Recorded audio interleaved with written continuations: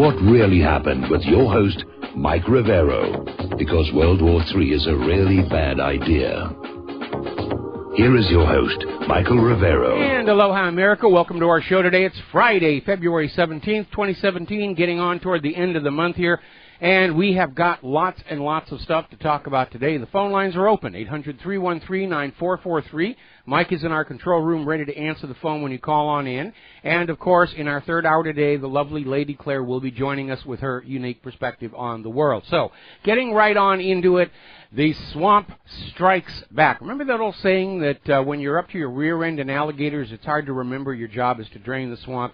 Well, the alligators are definitely on full attack mode right now, as indicated by this political assassination of Michael Flynn, which basically was a soap opera. And I'm sure that our politicians still see themselves in the image of the founding fathers with dignity and gravitas, but to the rest of us, they're looking like a preschool full of tantrum-throwing children, and it really is quite a disgusting and humiliating display in the eyes of the world here. So, obviously no signs of slowing down. The media is still out there with all their attacks. Now, here is a little observation. Ever since the judge put a stay on Donald Trump's temporary travel moratorium from 7 countries, 60% of the refugees arriving in this country since that stay came from 5 of those 7 countries. And even Syria's President Assad is saying, we know terrorists are using the refugee program to leave Syria and go to the United States of America. All it's going to take is one terror incident from one of these people from the targeted country, and Donald Trump is going to be vindicated. Not that he needs it. He's the president. He's got the authority to do this under Title VIII. The Ninth Circus Court of Appeals basically ignored the law, ignored the reality that there have been over 70 terror suspects arrested from those specific countries, ignored the fact that the 7 countries list was put together by Bush and Obama. It's just, we've got an ideology, we have an agenda, we must serve the agenda to the exclusion of all other things. And to give you an idea of just how out of touch with the real world the Ninth Circus Court of Appeals is, back in 2011, they actually overturned the conviction of a man who posted internet messages threatening to kill President Barack Obama during his 2008 presidential campaign. Now, obviously, he wasn't the president at that point, but still, threatening to kill somebody is pretty serious. It's a felony. And Walter Bagdasarian was convicted in 2009 of 2 felony counts of threatening a major presidential candidate. And the Ninth Circus Court of Appeals overturned the conviction, saying that threats to kill the president, or in this case the candidate, is an exercise of freedom of speech. And that is just a little bit out there, I think. Because I don't think freedom of speech includes threats. Well, it's a gray area, but there are reasons why you don't want to have this runaway idea thing of everyone saying, we got to kill the president, we got to kill the president, which is exactly what we have here right now. Now, one of the first victims in this war between Donald Trump and this swamp full of alligators and who knows what all else is in there in the muck, the corporate media is taking a shellacking. And apparently the government of Venezuela has now literally thrown CNN completely out of the country, accusing them of bogus and misleading reports intended to destabilize the Venezuelan government. Gee, you think? Now, somebody sent me this wonderful little illustration of media spin. And this is the Wall Street Journal on the same day, but published in different cities. And it's got the same picture of Donald Trump having this meeting with not Netanyahu, but one of the other Israeli people. And on one newspaper, it says Trump softens his tone, and the other one, it says Trump talks tough on wall. So they're literally shaping the headlines to propagandize different regions of the country to try and get the message on out there. And it's all very fluid and flexible, which means none of it is really accurate. It's all spin all the time here. Now, President Trump may be a little bit more subtle than his persona may project. because he just tricked CNBC into confirming some of the damaging information about Hillary Clinton. So Trump was out there castigating the corporate media and talking about, you need to do real news, and he said we had Hillary Clinton give Russia 20% of the uranium in our country. And eager to prove Trump wrong, CNBC's reporter got up and said, no. Hillary gave Russia 20% of U.S. uranium production capacity, which was something the corporate media had been denying all the way up to the election. And so, open mouth, insert foot, wipe egg from face, CNBC. Even Piers Morgan is saying the American corporate media has just lost its mind. It's in total thrash mode. And don't forget that we had this report last week where the websites of the major corporate media are artificially inflating their click numbers using Chinese botnets to make it look like they still have a lot of readers, and by the way, they're defrauding their advertisers in the process. We're going to do a quick shout out to our on-air affiliates who are just now rejoining our network.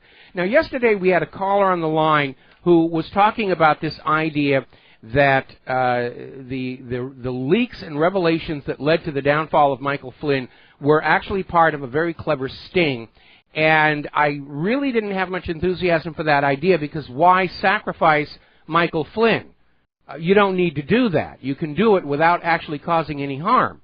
And it does appear that Trump's White House is starting to play with what some people call the barium meal and others call the canary trap, which is Trump is sharing certain information only with certain individuals, and if it leaks out, now he knows who the leaker is.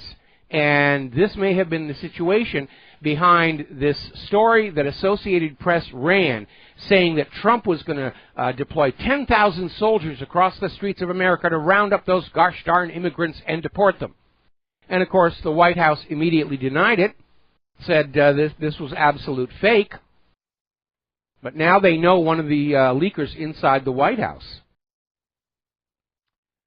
Now, speaking of leakers, Rex Tillerson is already coming down hard on the State Department. And while he's on his first overseas trip as Secretary of State, his aides laid off staff at the State Department, mostly the 7th floor staff, who work for the Deputy Secretary of State for Management and Resources and the consular offices. And they've been told their services were no longer needed. And most of these people were the Hillary Clinton holdovers. So the scraping out of the gourd is well and truly underway. And Trump needs to keep on doing that, because he can't run an efficient administration if his own people are working against him. And I know he wanted to take the high ground and be generous and magnanimous in his victory and say, you guys can all keep your jobs. But again, Donald Trump comes from the world of business, where it is presumed, for the most part, that people are mostly loyal to the boss who signs their paycheck. Washington, D.C. is a completely different world. You're never really sure where people's allegiances lie. Could be with a foreign government, could be with the opposition party, could be with whoever's got the negatives of them cavorting with their secretary at a hot sheet motel. It's a very, very complex situation. So Trump is now starting to rethink his position about allowing holdovers into his administration because of all the problems that they've generated here. Now, story coming out of Newsmax. There is yet another study showing that millions of Hispanics may have voted illegally last year. And it's based on an analysis that was actually done back in 2013, conducted by McLaughlin and Associates.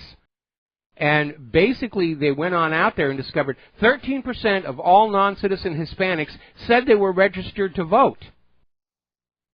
And they're not supposed to be able to do that. Now, taking these numbers forward with other indicators and extrapolating to the entire American population, they came up with 2.1 million Hispanics may have voted illegally. This is getting into the same area as votefraud.org and truethevote.org.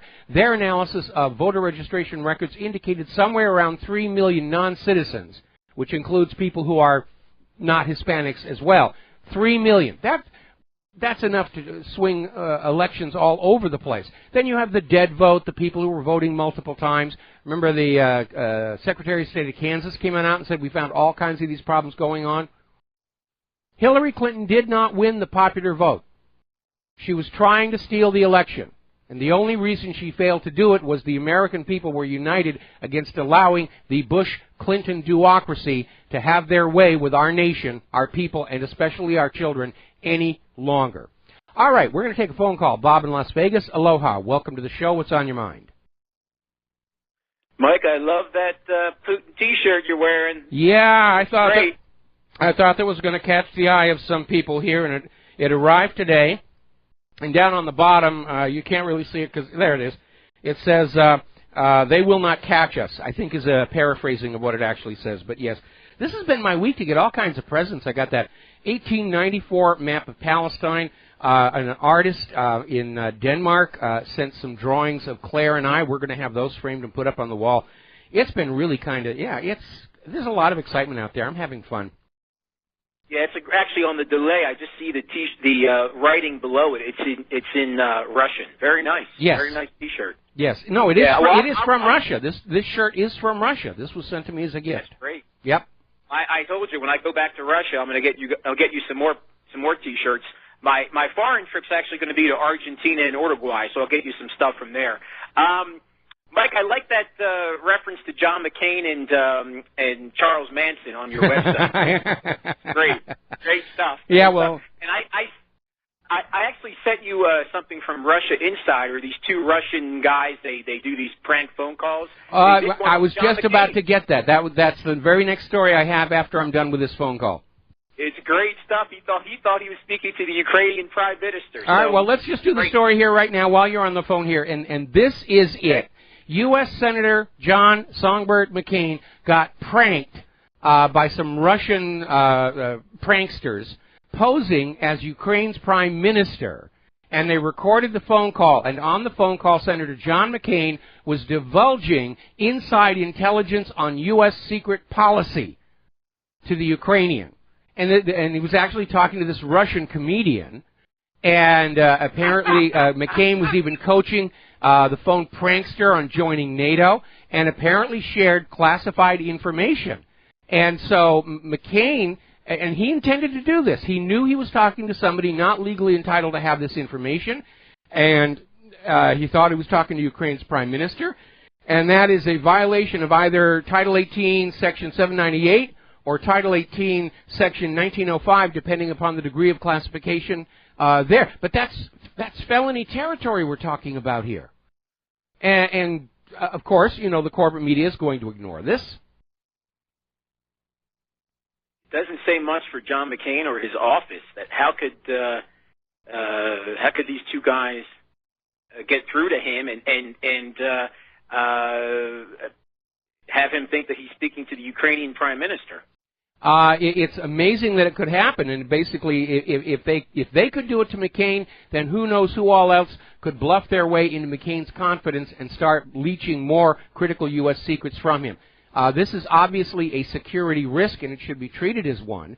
But, don't forget, despite McCain's reputation as a big hero, he cooperated with his North Vietnamese captors and when he was taken to Russia for his medical treatment.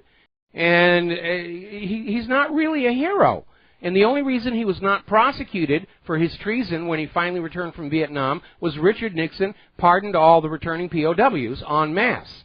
And then they started building up the legend of John McCain, the heroic, the man who resisted his torture. And at one point they tried to claim that the injuries to his arms were inflicted on him by the torturers. The reality was his ejection seat malfunctioned when he had to punch out of his airplane. But I mean, it's all a complete lie. And we're coming to realize our entire political class and corporate media, that is really all they know how to do. Get on out there and sell an image, sell an image, sell an image. I remember one of the things which really sort of illuminated me into the mindset of politicians was Bob Dole, who would always talk about himself in the third person. And Richard Nixon did the same thing. It's like their public political persona was a completely separate individual. and Nixon would go around and say, well, Nixon wouldn't do that, and Nixon wouldn't do this, and we're going to have to be very careful because Nixon never does that. And it just tells you it's all manufactured fraud and facade. Yeah, well, the prankster caller, he actually made reference to this McCain Songbird Pass in the phone call, the tail end of the phone call. It's interesting. He said that there's information, they have intelligence that Putin's going to release information to the U.S. of McCain's past. How he was brainwashed that he was a songbird. And McCain said, I look forward to that information. I'll speak to my staff to get more information. And, you know, if there's a great website, it's the UNS Review. Ron Unz runs it. Yep. And he's written some really good articles about John McCain and this whole story about his time in those quote-unquote POW camps. Finally, Mike, this whole Russian spy ship is such a joke. You know, you look at all the vessels the U.S. has patrolling in the Black Sea, the Baltic Sea, the build-up on Russia's western border, and they're talking about this one sole Russian spy vessel. So it's just typical corporate. And it's not like the U.S. It's not like the U.S. doesn't have a fleet of their own surveillance spy ships. We see them coming in and going out of Pearl Harbor all the time. The USS Liberty, the Israel tried to attack it and sink it and frame Egypt for it. That was a surveillance ship. Right. Well, thank you, Mike. Have a nice weekend. All right, same to you. And we're going to switch over to Roseanne in North Carolina. Aloha. Welcome to the show. What's on your mind? Hi, Michael. I was just listening about how they had punked John McCain with that prank phone call, but they also did Maxine Waters. Yes. And I just watched that last night. Do you know how long ago that was? No, I don't. I was paying much more attention to the McCain one, but Maxine Waters doesn't need a Russian comedian to prank her. I mean, she opens her own mouth and she destroys her own credibility. Oh, you mean with the Korea? Yeah, with the Korea. Yeah, I get it. But you could just hear her chomping at the bit. She was falling all over herself. The disloyalty to our country is palpable with these people. It's disgusting. Well, it's certainly disloyalty to the president, and they're going to wind up triggering a civil war if they keep going this way. I agree. Take care. God bless. All right. Thanks an awful lot here, and we're going to get back to the news. Turkey says they've almost taken Syria's Al-Bab. It's apparently been a very, very intense fight.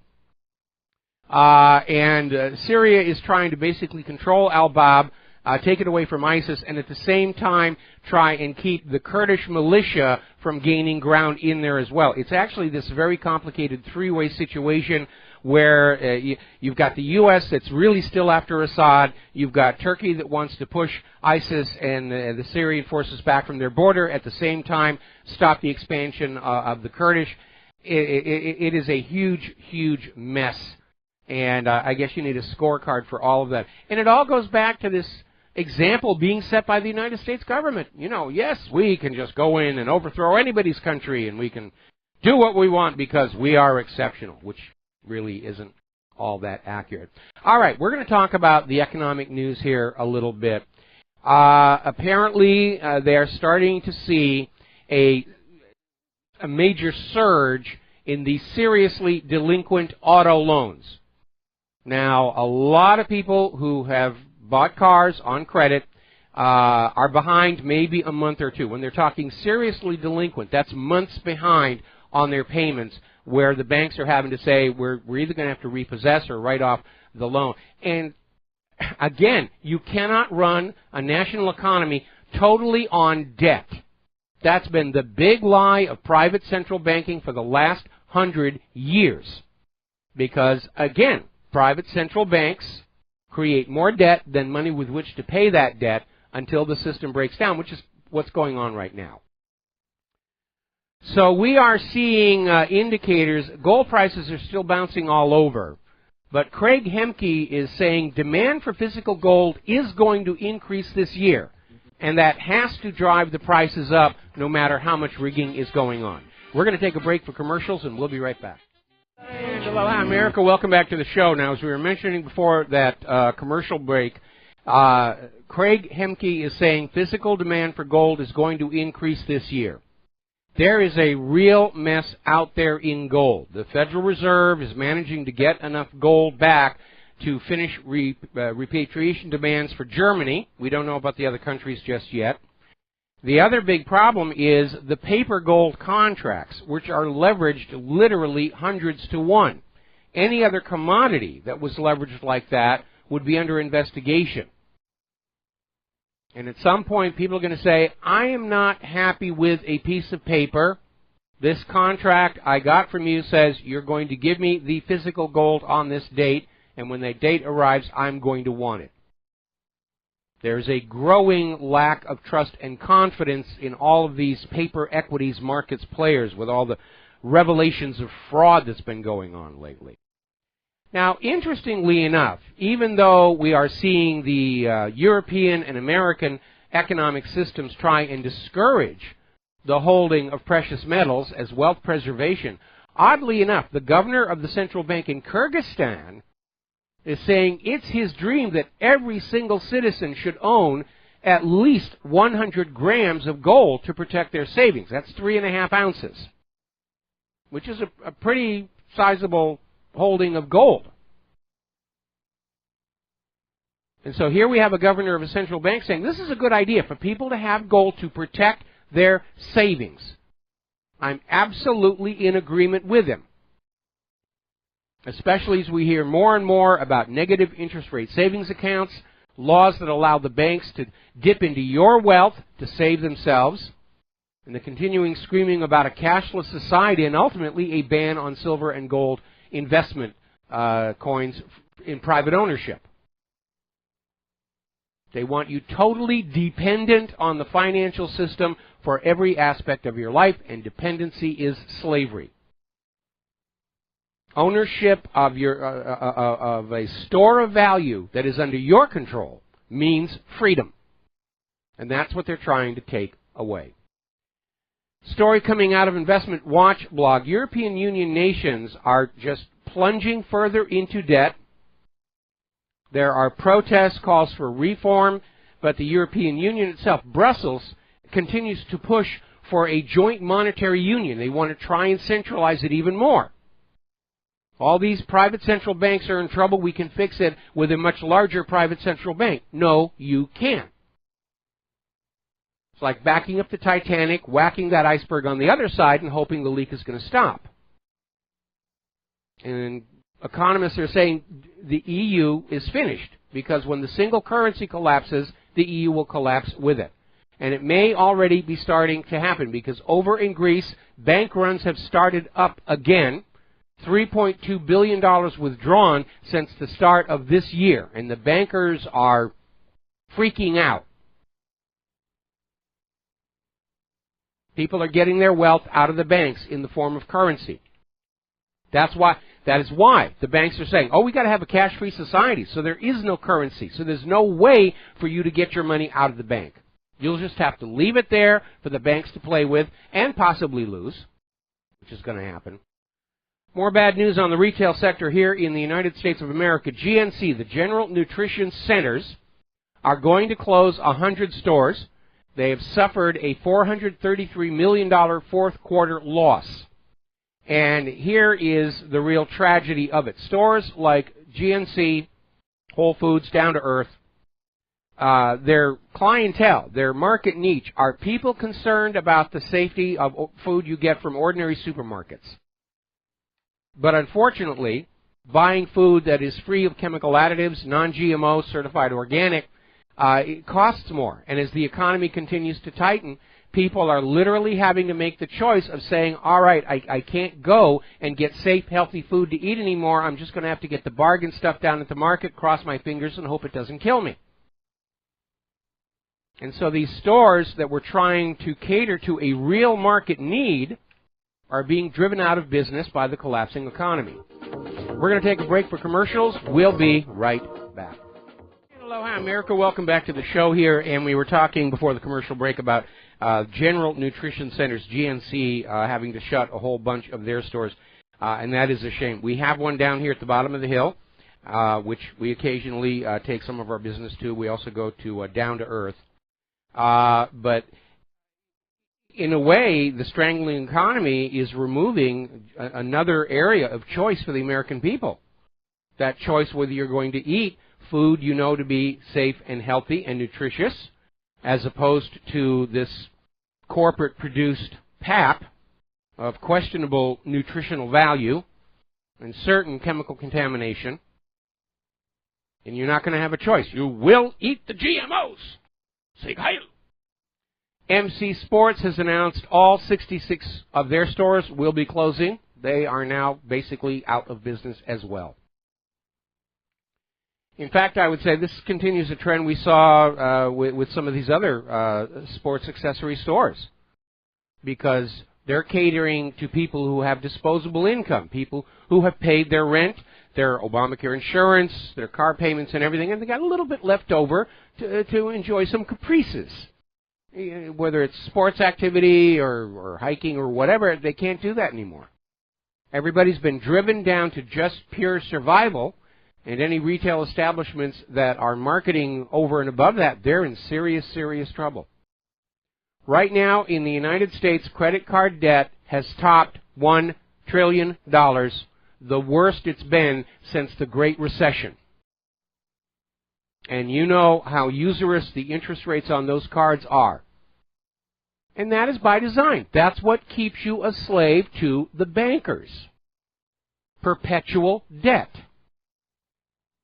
And the earlier they can get you stuck on that barbed hook, the better. That's why the scholarships dried up and very, very flexible student loans were being offered to get kids to go to college, get a degree in art history or women's studies or something, and they get out of college, there are no jobs, especially in those fields, and they're stuck with that debt. They are a debt slave. The slaves of we're a slave society. We don't wear chains of steel, we're wearing paper chains, and the paper is from those Federal Reserve notes and those credit card statements. And they don't want to let you go. It's not a question of you not being able to get out of debt. The system is set up to keep you from ever getting out of debt. They don't want you breaking free.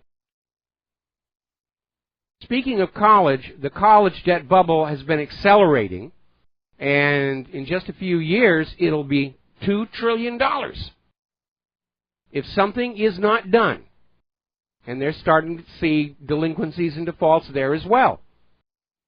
And a big part of this goes back to a phenomenon that occurred in the run-up to the 2008 mortgage-backed security fraud meltdown, which was called the breaking of the securitization chain. And here's how it worked. In the good old days, let's say I have a small depositor bank in a community, and somebody would come in and say, I would like a mortgage for a house. And I would sit them down and I would say, okay, what are your assets? What are your liabilities? What kind of money are you making? How much can you afford monthly in a mortgage payment? Shave a little off for the unexpected. Run the spreadsheet and say, I can offer you a mortgage for this much money. And I would take that precaution. I would do the due diligence because obviously if I'm issuing the mortgage, I want to make sure it is going to be paid back. During the run-up to the mortgage-backed security fraud, that chain was broken. The people issuing the mortgages weren't concerned whether they could be repaid or not, because their job was to get the signature on the mortgage, then bundle all those mortgages together, and then sell them off to somebody else who would then be offering them as an investment vehicle. The securitization chain was broken, and that's why it got out of control.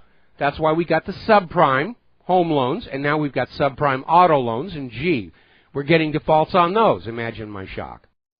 Because the people issuing the loans are no longer directly tied into whether those loans are ever repaid or not. And that is where they went hideously, hideously wrong. Now, over at ESPN, they're losing thousands of subscribers literally every single day.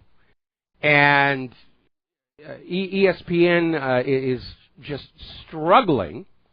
They're owned by Disney right now, and the ESPN losses are dragging Disney's overall profitability down with it. And Fox Sports Radio host Clay Travis is saying the problem is ESPN has set itself up as the social justice warrior network, where in between all the sports and everything, they're pushing various liberal political ideology. Well, people, let's remember, ESPN was supposed to be a sports network. People who are turning into ESPN, they want to watch hockey and football and baseball and basketball and swimming and fencing and all that other stuff. They're not there for a political discussion. And when it's being thrown at them, they're turning off. Just because you're successful in one area of enterprise that you have worked to build doesn't mean that you should just figure you can go on out and do something else entirely different and not pay the price for it. And as we look at some of the spectacular business failures we've seen over the last several years, we see this time and again, where a company over long years of work will build itself a place in the market serving a specific clientele, then all of a sudden they'll say, well, we can expand, we can diversify, we can do this, and they abandon their original clientele to try and grab a bigger chunk of the general market, and they collapse. And I can think of no better example of that than Radio Shack. Now, when I was a kid, Radio Shack was one of my absolute favorite stores to go to.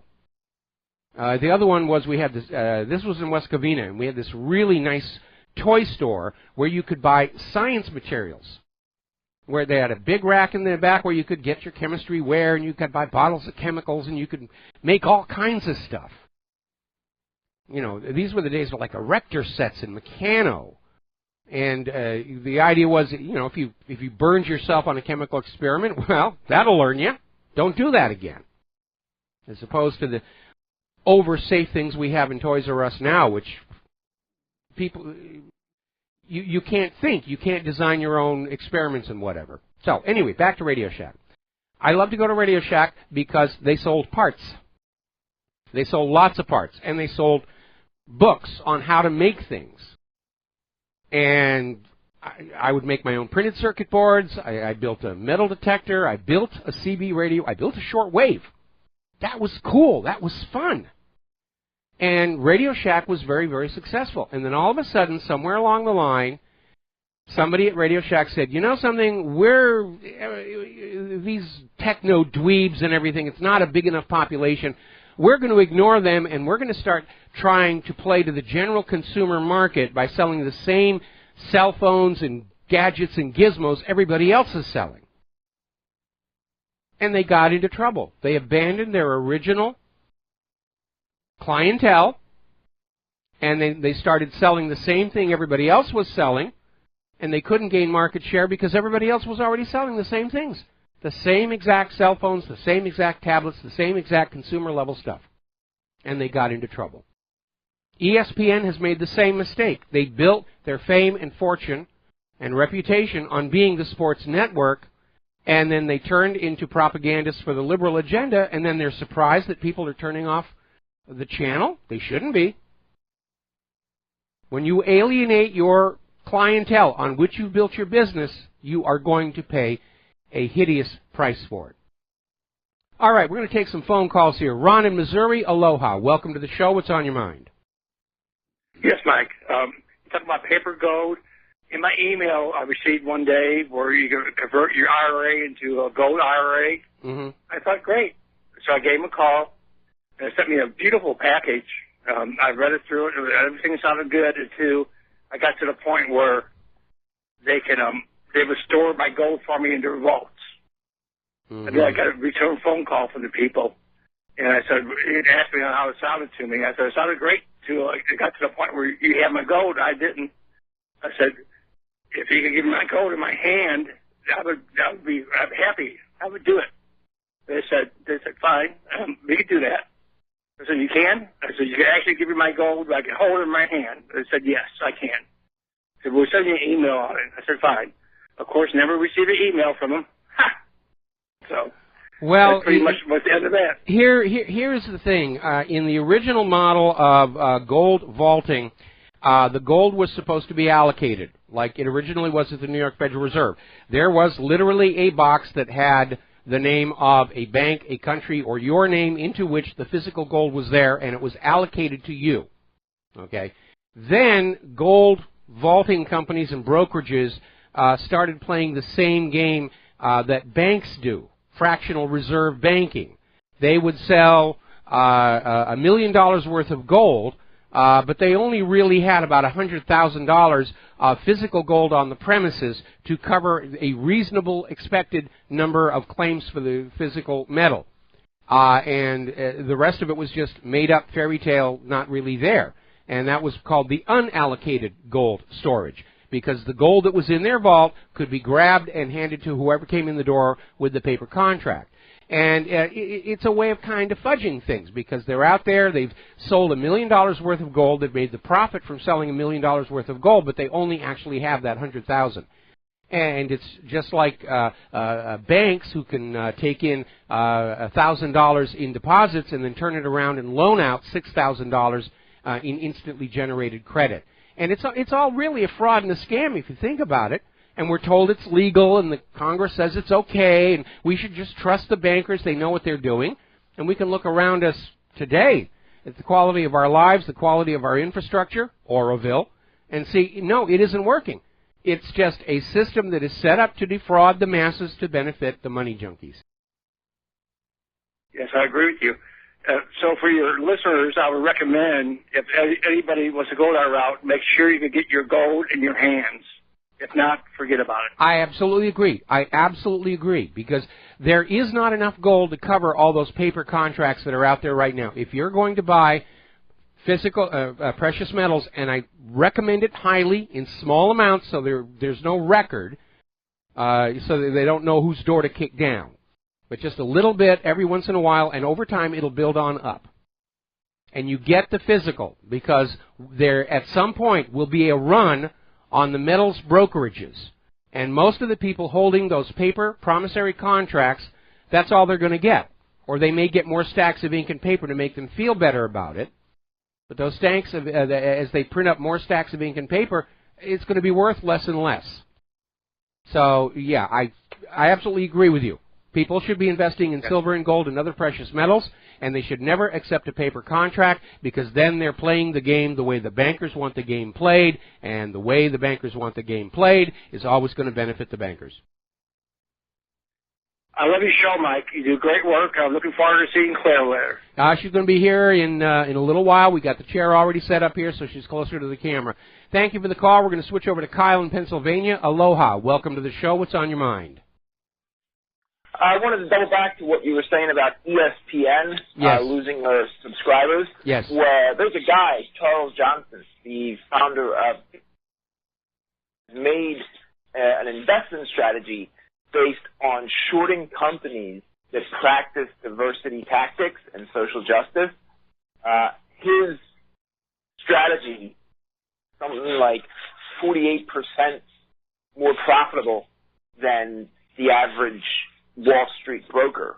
Some of his big hits were Target, Twitter, I'm assuming ESPN, so it holds true.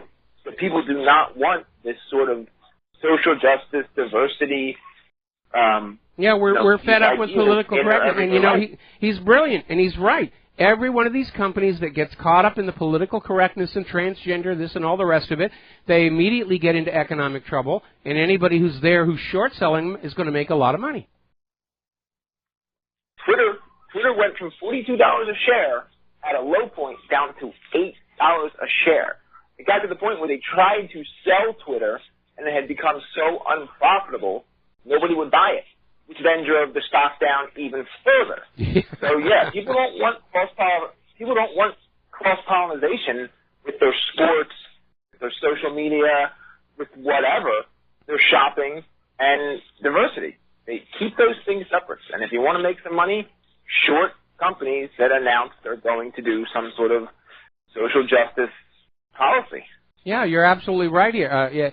And certainly with the realm of Twitter and Facebook and the other older social media that are openly practicing censorship and biasing and filtering, people are starting to leave those as well and going over to the new start of social media, which, at least for the time being, seems to be censorship-free and bias-free.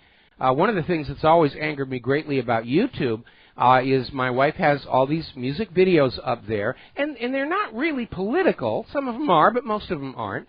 And we'll see the view counts go up, the view counts go up, and then all of a sudden, the magic view count fairy shows up in the middle of the night, and the view counts go way, way down again.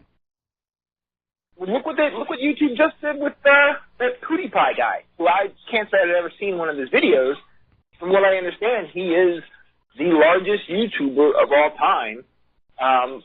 Mainstream media, Wall Street Journal, Wired, they come up with some bogus story that he's anti-Semitic. Now his videos are getting age restrictions in front of them. They're getting warnings about content in front of them. And they're videos that have nothing to do with what this fake news has, accused him of doing. So now, all of a sudden, the most successful YouTuber in the world is getting clipped for no reason. No, we've seen that too. I'm getting reports from people that they're unable to post stories from my website to Facebook, and they get a message it's blocked because it's a hate site or it's unsafe or something else like that. And one of the things that really angers me about the net nanny style filtering companies is they'll blacklist a website purely on the basis of somebody sending in a complaint through the website. They don't actually verify if the complaint is valid. So the people who are against the First Amendment, the people who are against freedom, all they have to do is have 5 or 6 people hit the website for the filtering company and say, oh, this website is full of pictures of naked polar bears, and the next thing you know, you're blacklisted, and it can take weeks for them to finally realize that they've been had and you've been blocked and get off the list here. Anyway, listen, thanks for the phone call. We're going to take a break. We'll be right back. Aloha, America. Welcome back to the show. We're still talking about the economic news here, and we're coming up on the top of the hour, a little more than an hour. The Lady Claire will be joining us here. Right now, California, their economy is not doing very good. They're literally groaning under the strain of all the illegal immigrants and the refugees. The other day we were talking about how Governor Jerry Brown is spending $25 million a year propping up the illegal immigrants and had no money left over to repair the cracks in the spillway at the Oroville Dam, which appeared in 2009. And all they did was paint them over with a concrete solution, which was a temporary patch only. The workers on the dam were calling it the patch and pray system. Now, interestingly enough, California right now has 12 million, more than 12 million people enrolled on Medicaid or the CHIP programs. It really has become a welfare state out there. And from welfare state to pure socialism is a very short leap. And I know there's a lot of people who are out there saying, well, we should be socialists, we should this. We have to defeat capitalism and become communist. You need to look at the condition of the Soviet Union just before it collapsed. It was not in good shape. They were having the exact same visible symptoms we see in the United States right now. Crumbling roads, collapsing bridges, the meltdown at Chernobyl. After a while, all those bread and circuses can destroy even the mightiest of empires. Now, interestingly enough, story out of governmentslaves.info, where apparently members of the black community are now standing opposed to the sanctuary cities, because in the sanctuary cities, the illegals are taking all the jobs. So that part of the liberal platform philosophy, if you will, is starting to factionalize here. Now, up in Oregon, there's been a burst of common sense out there. Lawmakers are pushing to repeal the sanctuary state designation and to declare English the official language of the state, and not go down this road of having to spend money to have signs in multiple languages. I remember down when we lived in Los Angeles, everything was multilingual. And sometimes it was just convenient for economic sake, like here in Hawaii, tourist hub from all over the Pacific, a lot of stuff is multilingual. But in Southern California, you had all these people coming in from Mexico just saying, you have to write everything in Spanish. We don't want to learn English, which is a very arrogant and rude thing to do. When you are going into somebody else's home, to be courteous, you learn how to get along in their home. When I was working in Europe, I made a serious effort to learn Italian and German. And I didn't make much progress, and the people I was working with all spoke excellent English, thank goodness. But the fact that I made the effort won me a tremendous amount of respect. All right, we're going to take a break for station identification. We'll be right back. And aloha, America. Welcome back to our show, hour number 2. The phone lines are open, 800-313-9443. I want to step back into the news about various war zones because we're just now getting word that the government of Syria has sent a message to the government of Turkey saying, you will remove your military forces from our territory. We were reporting earlier on how Turkish forces were about to capture al-Dab, and Syria is saying, we don't want you to do that. So there's going to be a little friction and tension. And again, Turkey doesn't have the permission of Syria's government to be there any more than the United States does. It is an unprovoked aggression. Alrighty, getting on back to this immigration situation. Yesterday there was this attempt to have a protest across the country. A day without immigrants, where immigrants, both legal and illegal, would not go to their jobs, would not go to school, would just stay at home to prove just how society would fall apart if it weren't for the presence of the immigrants. And frankly, I didn't even notice anything different. And I'm willing to almost wager that those who were due to collect their various government assistance checks yesterday did, in fact, show on up. But it was a major fail. It was a major fail, and I have to wonder at the mentality of the person who thought this had any chance of working anyway. Now, the fight over Brexit is really beginning to heat on up ever since Tony Blair has stepped back on in, saying, we will find a way to keep Great Britain enslaved to the European Union. And we don't need a new vote. We'll find some way to do it. We have to fight for what we believe in.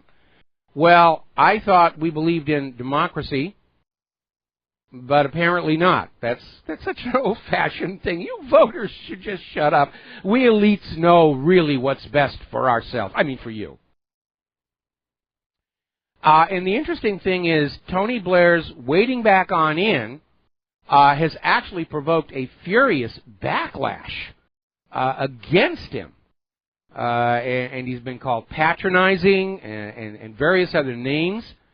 IDS came on out and said just a blistering assault,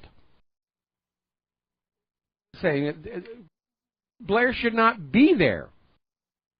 This idea that we're going to have Tony Blair coming in late in the day lecturing after advising quasi-dictators around the world what to do, he seems to have forgotten what democracy is about. Democracy is about asking people a question and then acting on it, and that's what we did, and that's what we're doing at the moment. The government and Theresa May is doing exactly the right thing. The idea that you just keep on asking the British people until they give you the answer that you want, which is his case, is arrogant. I'm paraphrasing loosely a little bit there. Boris Johnson responded to Tony Blair saying, you know, go away. We're still cleaning up your Iraq mess.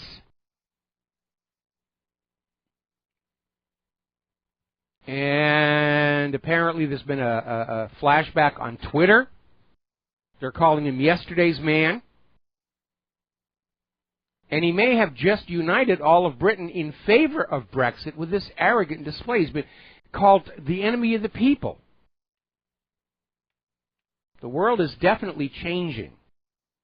And the elites don't know how to deal with it. They're still trying to play the game by the rules that worked 20 or 30 years ago, and they don't anymore.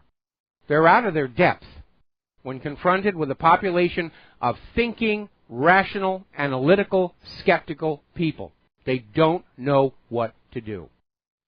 Now, over in Brussels, the European Council, not the Parliament has no authority. The Council has voted to push forward some major reforms, including a finance minister for all of the European Union, to whom the finance ministers of the member nations will now be subordinate. They're moving forward on a European Union army, I guess to slap down uppity member states, and a central tax ministry, all of which are basically declaring the European superstate as opposed to a European Union. And remember, all the way back when this started, the European Union was sold to the people of Europe as just a free trade, free travel bloc. That was it. We're going to have an outer border around the European Union, and inside that border, you don't need passports to go from France to Germany to Italy or whatever, and you can trade between France and Germany and Great Britain without having to deal with customs and tariffs and the rest of it. And everybody says, oh, it's a great idea. And then all of a sudden, the European Union starts developing this metastatic tumor in Brussels and grabbing more and more power. And they're pushing ahead with this idea of creating a federalized superstate where the individual member nations of the European Union are reduced to the same level as one of the United States. And this has caused a reaction in Great Britain where they're saying, we can't wait, we have to leave now. Because the EU is trying to come up with some kind of a mechanism to say, some technicality, well, you can't leave until we say so. And they're creating that super state, and now the pressure is on Theresa May to get out of the EU now, no matter what it takes, and not let them drag this situation out. Now, over in Hungary, which is a Eurosceptic country, their prime minister is blasting the EU, primarily the European Council, and Juncker, as being self-righteous in this fanatical devotion to the creation of the superstate. And it looks like there's going to be a political battle between Hungary and the EU this year.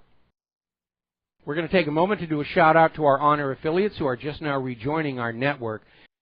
It is looking worse and worse for Angela Merkel, despite all the election fraud that might be out there to help her. Same thing with Hillary Clinton. Massive election fraud could not save her, and the same is now true with Merkel. Her poll numbers are just plunging. And it's looking less and less certain every week that she even has a chance of hanging on to her job. Meanwhile, over in France, Marine Le Pen is leading by 5% in the first round of French voting.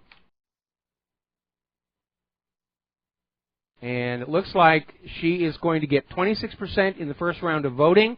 Mr. Macron is taking 21%, and Mr. Fillon 20%, although his long-term viability as a candidate appears in trouble because of that scandal involving improper payments to his wife. Now, the former Czech president is out there with a note of optimism saying the dissolution of the European Union could be a great opportunity for Europe. And he's absolutely right. And he's pointing out there, the original idea of the European Union got corrupted. It's supposed to be free trade, free travel, and it got corrupted into this tyrannical dictatorship. And it's starting to tear itself apart, long overdue. And the nations of Europe, freed from this often ridiculously gratuitous flood of regulations that Brussels uses to justify its continued existence, and freed of the overburden of all that added bureaucracy and taxation, their economies are going to start taking off. I think that's a good thing, personally. Okay, now, interesting little concept, this whole sanctuary city thing. It's starting to spread beyond the idea of illegal immigrants. And more people are saying, while this idea of a sanctuary city to protect the illegal immigrants has not worked out very well for those cities that declare themselves sanctuaries, that the same principle, now that the precedent is set, can be used in other areas, other cities and states who feel that federal laws violate the Constitution. And the prime focus for this is that Second Amendment, where certain cities and states are starting to say, we are going to be a sanctuary city for the Second Amendment. If you are living in our cities, in our states, and you are a law-abiding gun owner and you're following all of the state rules, we will not allow the federal government to come on in and enforce gun laws that are clearly in violation of the Second Amendment. So the people pushing sanctuary cities to allow the illegal immigrants to openly defy U.S. law and the Constitution may have opened up a major vector for people who want to preserve our legal right to keep and bear arms.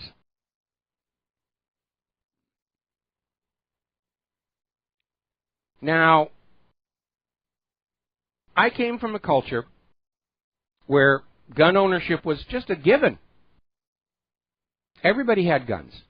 You got your first gun on your 12th birthday, and you would get that lecture on gun safety, which was the second religion in our community. You were told, this is not a toy. You don't handle it the way you see in TVs and movies. It's a tool to varmint the garden, put food on the table in winter. Chase bad people out of your home if that's necessary, although where I grew up that wasn't necessary. You ever got caught goofing around with that gun, you'd get a trip to the woodshed, would keep you eating your dinner standing up for a week. We never had mass shootings. We never had drive-by shootings. We would take our guns to school. We would put them in the cloakroom. When we got to school, there was a rack. And on the way home, we would take our guns, because on our way home from school, we would walk through our farm fields, and we'd chase out the critters that were, helping themselves to our crops. And that was just the way life was. In all the years I lived in that town in New Hampshire, there was only one mishap with a gun, which was an attempted suicide that went wrong. That was it. We didn't have the out-of-control gun violence we're seeing in these gun control heavens like Chicago. Everybody around where we lived, we all knew everybody else had a gun. Keeps you nice and polite and respectful. Now then, we've been talking about this whole political correctness idea where they're trying to say, oh, you should be shocked and offended by this, and you shouldn't be shocked and offended by that. And I want to reiterate something I said the other day, which actually generated quite a surge of email. When you are a brand new baby, nothing shocks you. I mean, let's face it, you're an appetite at one end and no sense of responsibility at the other. And you are not shocked by nudity, yours or anybody else's. You're not shocked by words. You are not shocked by certain lifestyles.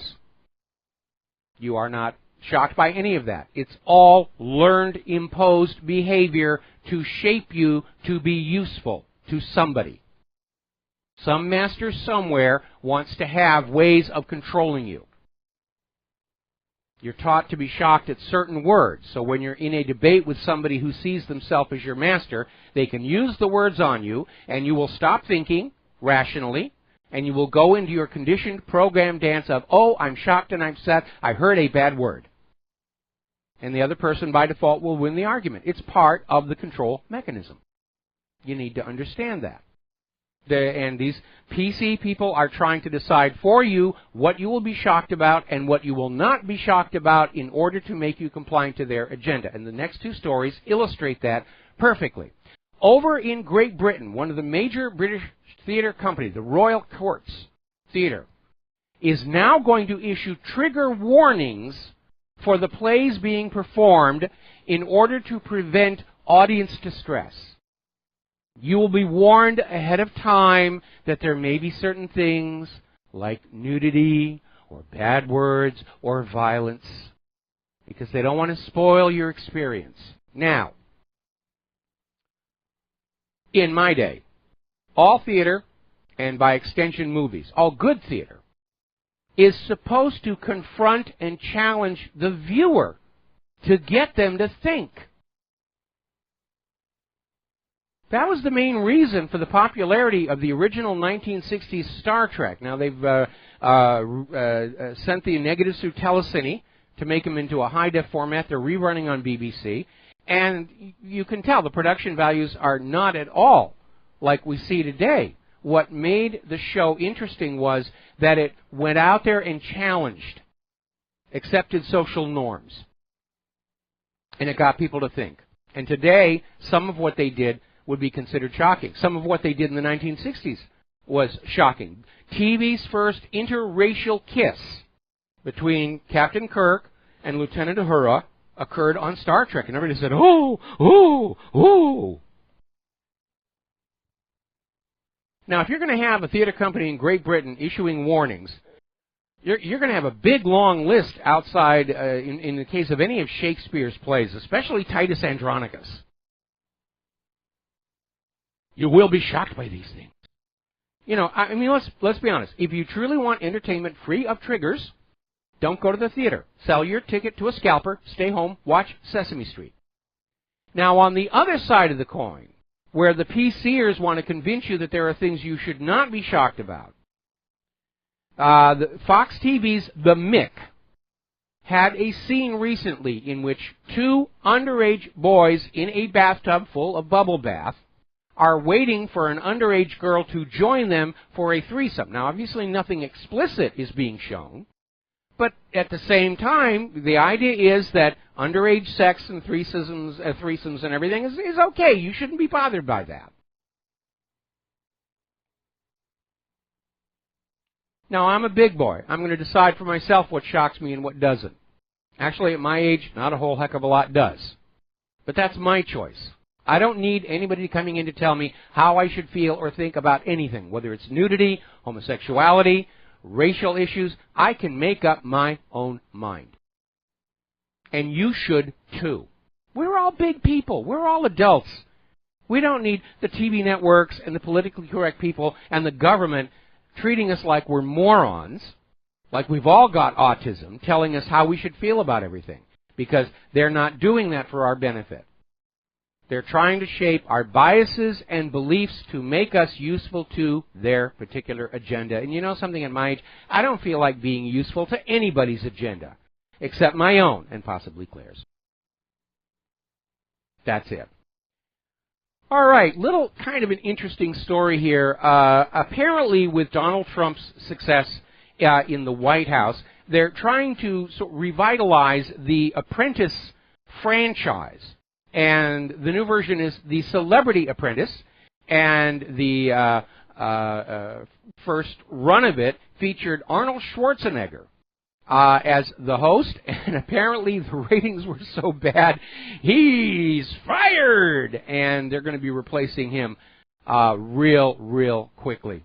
And it's kind of amazing to realize, because he was a good actor. He is a good actor. He's very funny in person, too.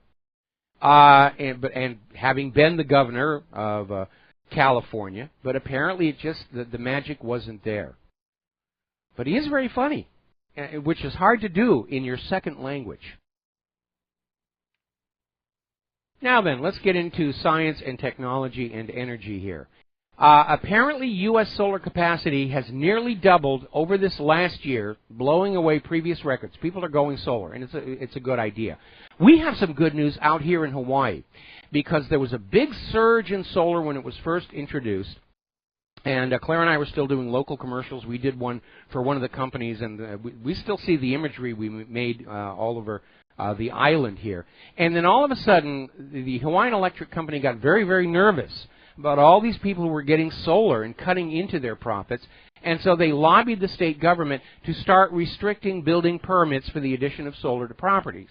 And, of course, that was a hammer blow to the solar companies. And now the pendulum has swung the other way, and the state of Hawaii is now allowing a limited number of new building permits for people to start adding solar back onto their homes. I think it's a great idea for a couple of reasons. One, solar is clean, cheap electricity. Two, it's decentralized. We're always hearing everybody screaming about possible acts of terror, possible acts of terror. Where is the terrorist going to attack? Any kind of central control over what we need. A centralized power plant, for one, or a centralized water distribution, or centralized banking or everything. If everybody is providing their own electricity, they're immune from the effects of an act of terror on a generating station miles and miles and miles away. Doesn't that make a lot of sense? But without centralization, they can't monopolize, control, and profit from. There's the dilemma. All right, we're going to take a break for commercials. We'll be right back. Join us on the air, 800-313-9443. Aloha, America. Welcome back to the show here. We're going to go ahead and take a phone call. Nick in Southern California, aloha. Welcome to the show. What's on your mind? Aloha, Mike.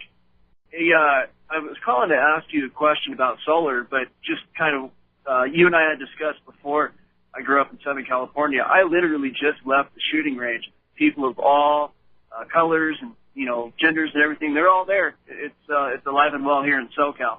Well, I mean, I did a lot of shooting in Southern California. I was into black powder, and I used to go up into the Chileo area in the San Gabriel Mountains. But isn't it amazing when you go to a gun range how nice and polite and respectful everybody is?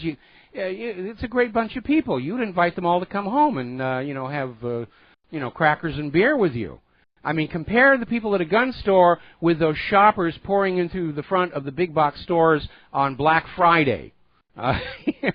You want to know where the threat of violence in the streets of America is coming from, and it's not the gun owners.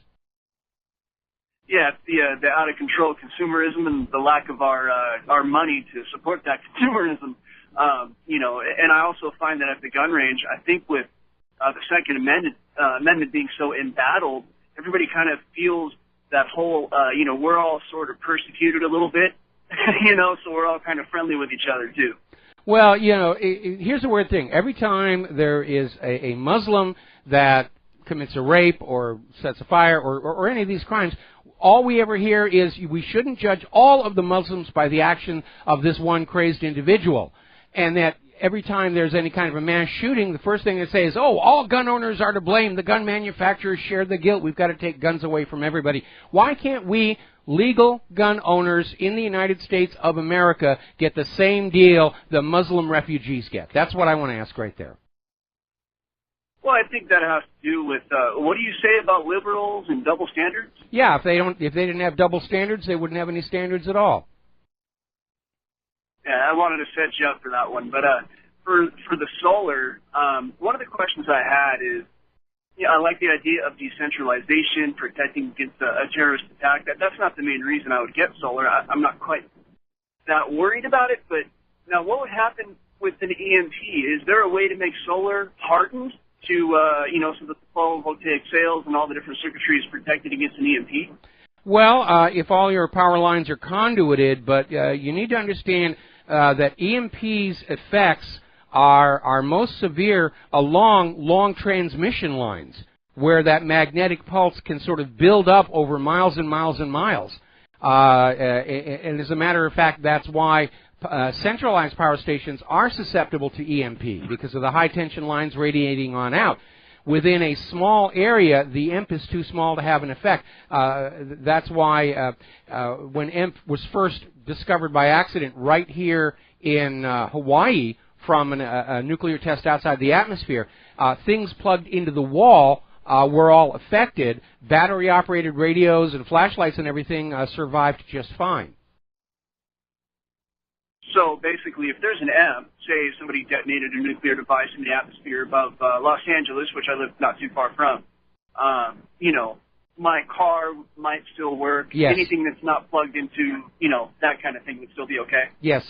Yes. EMP in the movies has been kind of oversold as everything would explode and melt, and it really isn't like that. When it happened here in Honolulu, it basically resulted in an overvoltage surge on the electric power grid, and that burned out things that were plugged into that grid.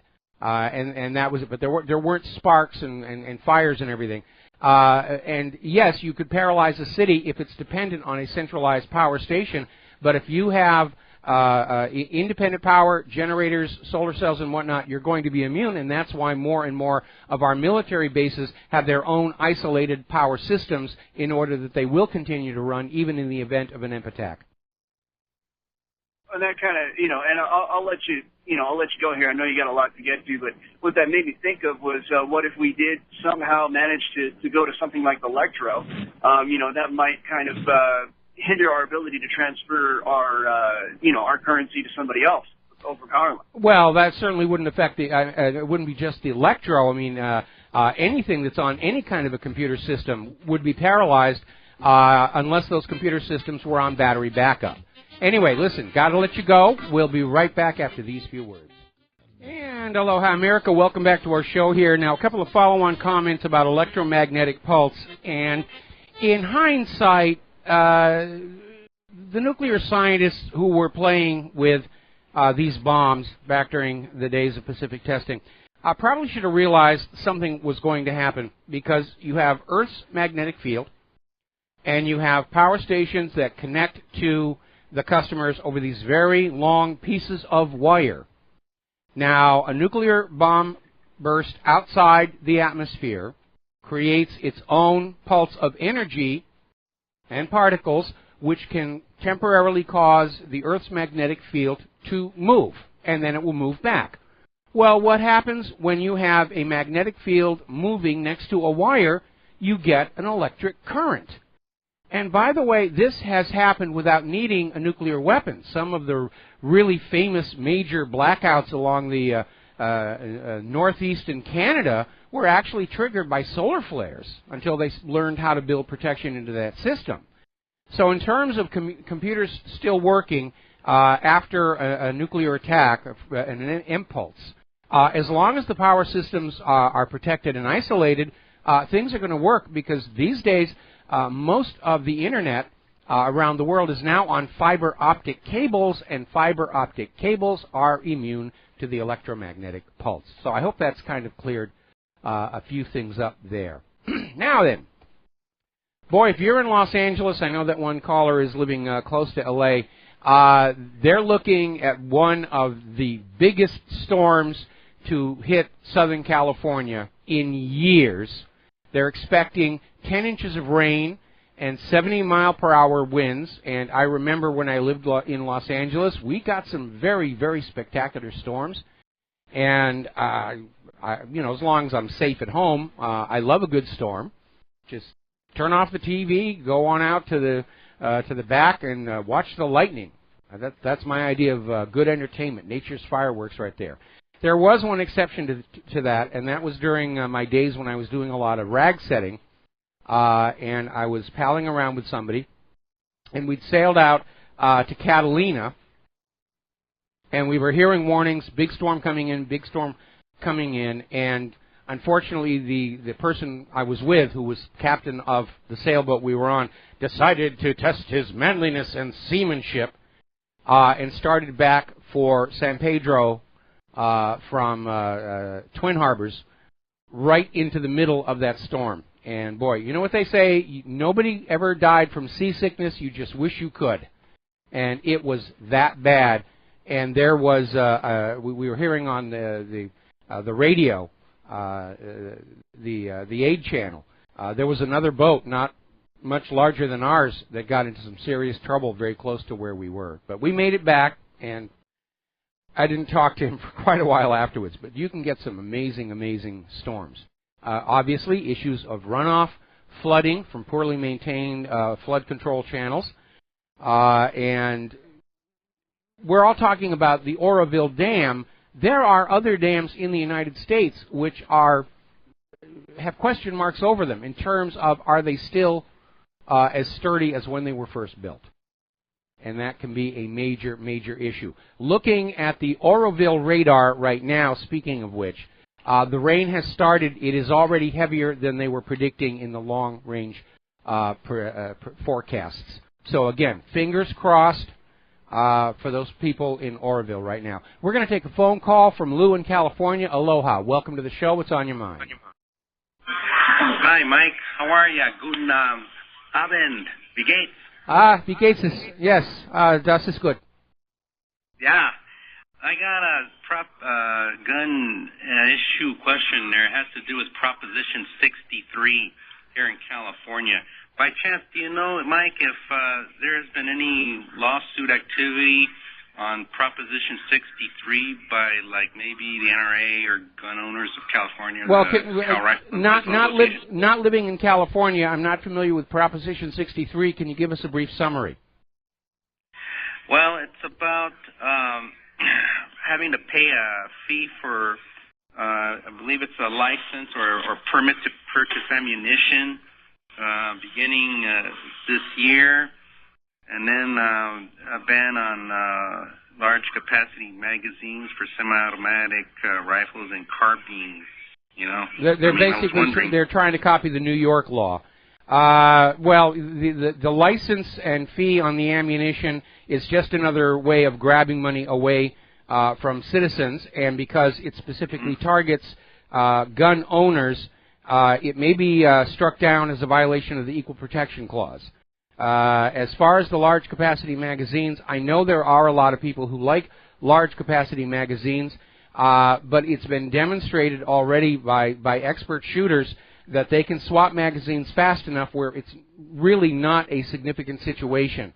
And maybe I'm just biased and prejudiced because my shooting experience is with black powder, where you learn to put that first shot where it's needed, or the fight is over, and you don't need to hose down an entire target area. And that's just a personal prejudice. But again, being a strict constitutionalist, I think law-abiding gun owners should be allowed to have whatever it is they want to have. And remember, at one point, the Supreme Court ruled that the Second Amendment reserves to the American people the same weapons carried by the uniformed services, because the intention of the Second Amendment was to allow the American people to have the means to deter aggressive, abusive government. The Second Amendment is not about target shooting. It is not about hunting. In fact, the need for weapons to hunt with was taken as a given during the 1700s. It was completely beyond question. That's why the Second Amendment specifically enumerates military-style weapons. Yeah, because I don't know if you noticed that, like, in November, it is said that 63% of the electorate here in California voted for Proposition 63, while 35% or 36% voted against it. I don't know how true that was. It's a kind of a worrying fact. Well, you've got a heavy liberal population in California who believes the brainwashing that guns will just wake up in the middle of the night, walk into the bedroom, and shoot their owners. But as a reminder, we're now aware that there is, in fact, massive election fraud in our system, and it's not confined just to the presidential race. I remember when California had that proposition, I think it was 37, on GMO labeling, and there were allegations of massive election fraud to get that one defeated. So do you think that the gun grabbers are going to hesitate to use whatever means they can get to get their agenda passed? Yeah, and that's why I'm saying I don't know if there's been, if you've seen any move in the courts and stuff by the gun owner organizations to fight 63, you know, because I haven't, but I'm not looking because I'm focused on other issues right now. But I'm going to presume that all these various gun rights organizations are going to push back on this, and the amazing thing, of course, the gun grabbers are saying, well, you don't need those weapons. Okay, well, you don't need to be driving a Mercedes. You don't need to have a chauffeured car to go to your job here. It's just something that you want to have. And the same thing applies to gun owners. I think the best example of that are the people who collect and restore historical and antique guns. But in the end, the Second Amendment says we're allowed to have the guns that we want to have for any law-abiding purpose we want to have them for. Target shooting, hunting, putting food on the table, driving out criminals from our homes, and I've actually had to do that once myself. And that's really what it comes down to. Sometimes I tend to think the gun control people are secretly being funded by organized crime, because the more you disarm the law-abiding citizens, the greater crime is going to occur. Chicago being an absolutely wonderful example of that. A totally disarmed, law-abiding population and an out-of-control, very heavily armed criminal element. Well, before things get any better, perhaps the state may try to secede from the country, and then part of the state may try to secede from California and return, and we'll probably have a better Second Amendment environment then. Who knows? Well, I would like to see that, but I got to tell you, with Jerry Brown needing all this money from Donald Trump to deal with all the devastation caused by the collapsing infrastructure, I think secession is now off the table. Yeah. Huh? Oh boy. Well, all right, Dr. Schoen. I heard that you were in Germany one time there, Mike. Yep, bitte, and I was there too. Okay, what part? Central Germany, Hessen, and Frankfurt, and over with the Army. I was working in Munich, but I did get a chance to get out into the countryside to Ehrenchiemsee and some of the other places. It was just absolutely beautiful. It was.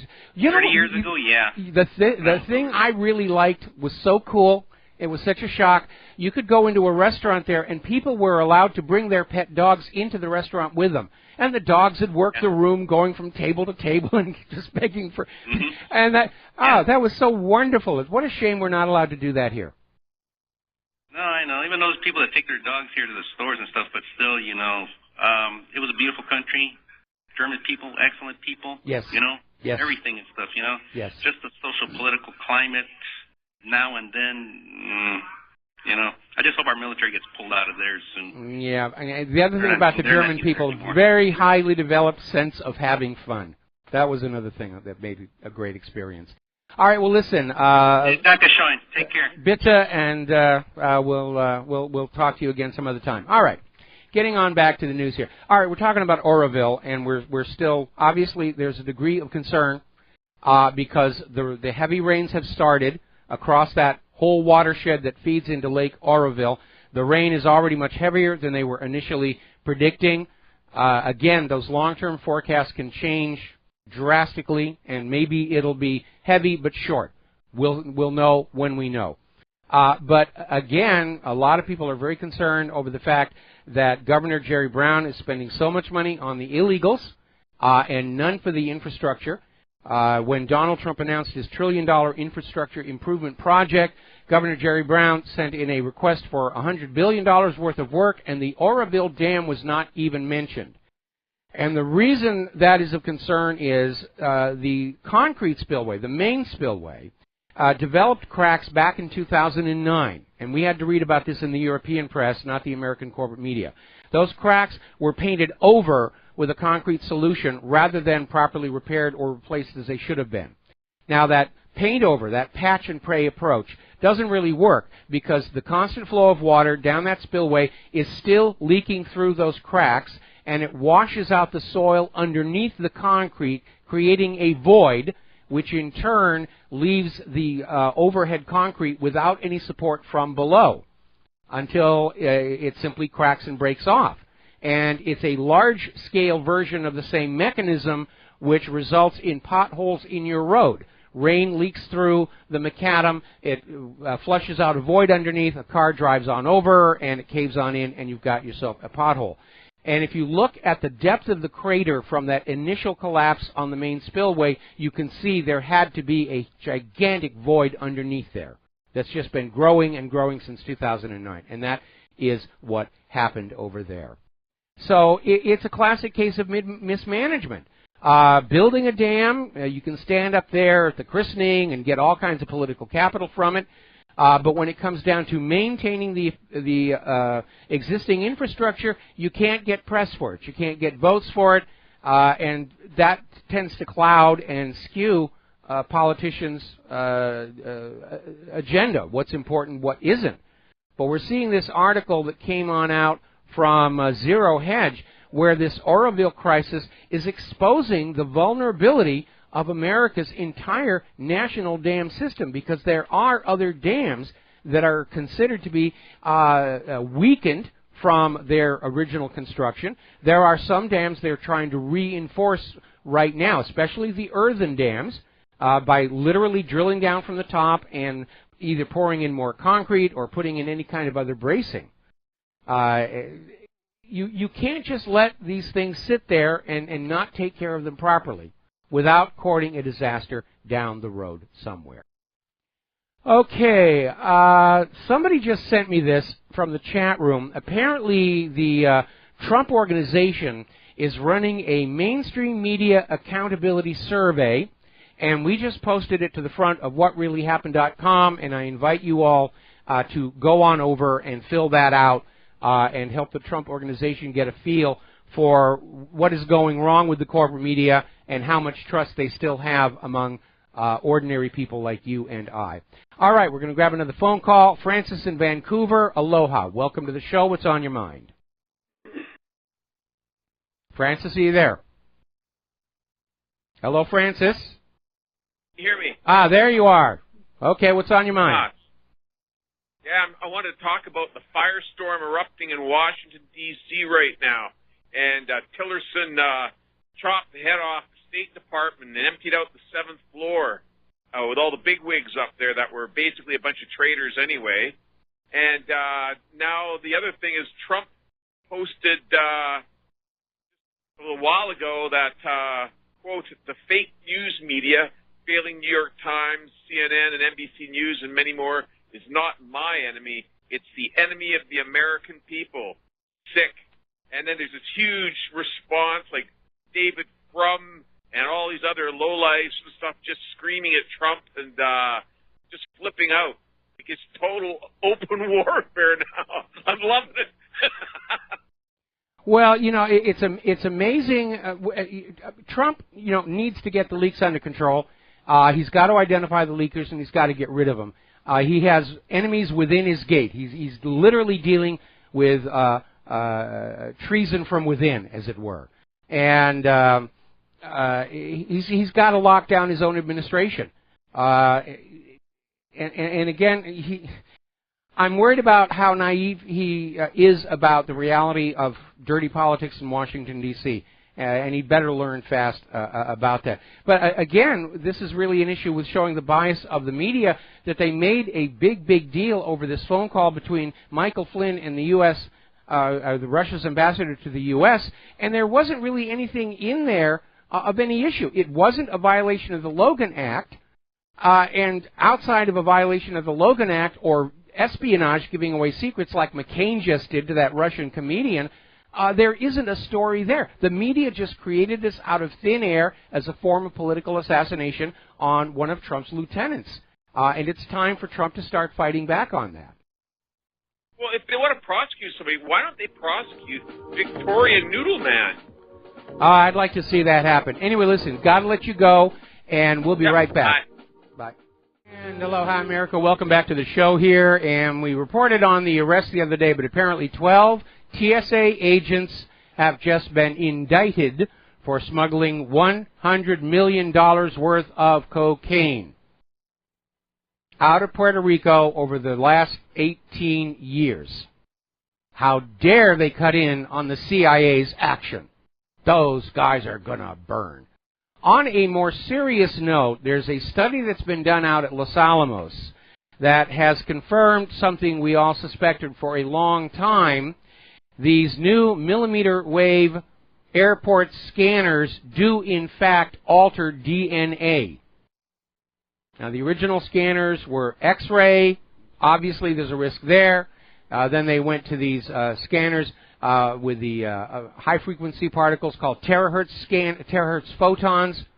But a study conducted by Boyan S. Alexandrov at the Center for Nonlinear Studies at Los Alamos National Laboratory revealed the terahertz waves can unzip double-stranded DNA, creating bubbles that could significantly interfere with processes such as gene expression and DNA replication. All right, we're going to grab one more phone call here from Steve in California. What's on your mind? Yeah, there, Michael. You had a caller talking about Prop 63, the gun rights and the ammunition and gun clips. You know, I guess they're just not smart enough to learn from the past, because whenever you start having these restrictions, you create a black market for something because there's a demand. There will always be the supplier. So I bet you can go into the inner city, the gangs in L.A., and I bet you can find clips that far exceed 10 rounds in a clip. I'm sure that you can 3D print them. Black market. You can 3D print them. Right now, 3D printing is taking off to the point where you can make pretty much any gun that you want. It started out with the original plastic ones, but now there are 3D printing setups that do metal scintillation, and you can just literally create all the weapons that you want. And the issue is not the guns. The issue is having a society in which nobody's got a reason to go on out and commit crimes. Except, and part of that, of course, is going to be getting these prescription antidepressants under control, because that gets people whacked out. Well, your last story you just mentioned, the TSA. There's a demand for drugs in this country. The TSA and dishonest people know there's a demand, and they're the ones that be suppliers. Look at it. Yeah. Crazy. Yeah, banning drugs just created a highly profitable smuggling industry dominated by the Central Intelligence Agency. Banning guns will just create another product line for the smugglers to bring on in. And the American people will be disarmed. The criminals at the bottom of the food pyramid for the drug lords will have access to weapons, and we'll all be living like we live in Chicago, where it's completely out of control. Hey, thanks, Michael. All right, thanks an awful lot. We're going to let you go here. Coming up on the top of the hour, and the lovely lady Claire here, and huge amounts of information coming out about vaccines. There's a big fist fight getting ready to happen between the truth about vaccines and those who profit from the lies. Going to do a break for station identification, and we'll be back with the lovely lady Claire. And aloha, America. Welcome back to our show, hour number 3. And for those of you watching on BAM User, the lovely lady seated to my immediate left is the lady Claire, who is now in a new reconfigured studio so that she's a little closer to the camera in response to the tsunami of fan emails saying we want to see more of Claire because she looks much better than you do. Oh, stop it, dear. That's what they said. You're going to call our fans liars? We're going to No. What's first on your list? Well, the cozy relationship between corporate media and the CIA. Now, sometimes these journalists' relationships with the agencies were tacit, some were explicit. There was cooperation, accommodation, and overlap. Journalists provided a full range of clandestine services, from simple intelligence gathering to serving as go-between with spies of communist countries. Reporters shared their notebooks with the CIA. Editors shared their staffs, and some of these journalists were, I kid you not, Pulitzer Prize winners, distinguished reporters. That may be how they got the Pulitzer Prize. Of course. By playing along. Of course, yeah. You know, because if you've got a paid journalist pushing your propaganda, yeah. You want everybody to think, these are people I should listen to. We must give them awards and people of conscience. Gold things. Yeah. And apparently correspondents who found that their association with the agency helped their work were sort of more inclined to do more of it for them. And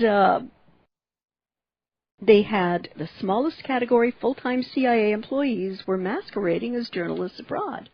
And in many instances, CIA documents show journalists were engaged to perform tasks for the CIA with the consent of the management of America's leading alleged news organization. Well, you know, this all comes out of Operation Mockingbird, oh, sure. which was the CIA's program to take control of corporate media. It began at the end of World War II, and they discovered that the more the media consolidated, the easier it was for the CIA to be directly influencing what the media is putting on out there. Right. And the history of the CIA's involvement with the American press continues to be shrouded by an official policy of obfuscation and deception for the following principal reasons. First, the use of journalists has been among the most productive means of intelligence gathering employed by the CIA. And although the agency has cut back sharply on the use of reporters since 1973, they say, as a result of pressure from the media, some journalist operatives are still being posted abroad. Number 2, further investigation into the matter, CIA officials say, would inevitably reveal a series of embarrassing relationships in the 50s and 60s with some of the most powerful organizations and individuals in so-called American journalism. Among the executives who lent their cooperation lavishly to the agency were William Paley of the Columbia Broadcasting System, read CBS, Henry Luce of Time Inc., Arthur Hayes Sulzberger of the New York Times, Barry Bingham Sr. of the Louisville Courier-Journal, and James Copley of the Copley News Service. Other organizations that cooperated with the CIA include the American Broadcasting Company, ABC, National Broadcasting Company, NBC, AP, United Press International, Reuters, Hearst Newspaper, Scripps Howard, Newsweek magazine, the Mutual Broadcasting System, and the Miami Herald and the Old Saturday Evening Post and New York Herald Tribune. But by far the most valuable of these associations, according to officials at the CIA, have been with the New York Times, CBS, and Time Inc. And folks, this is why the prostitutes and the deep state in America are so terrified of outlets like this. Because at last you've got some real news going on, and not the fake stuff they want to thrust down your throats to further their agenda of more war and more control over American citizens.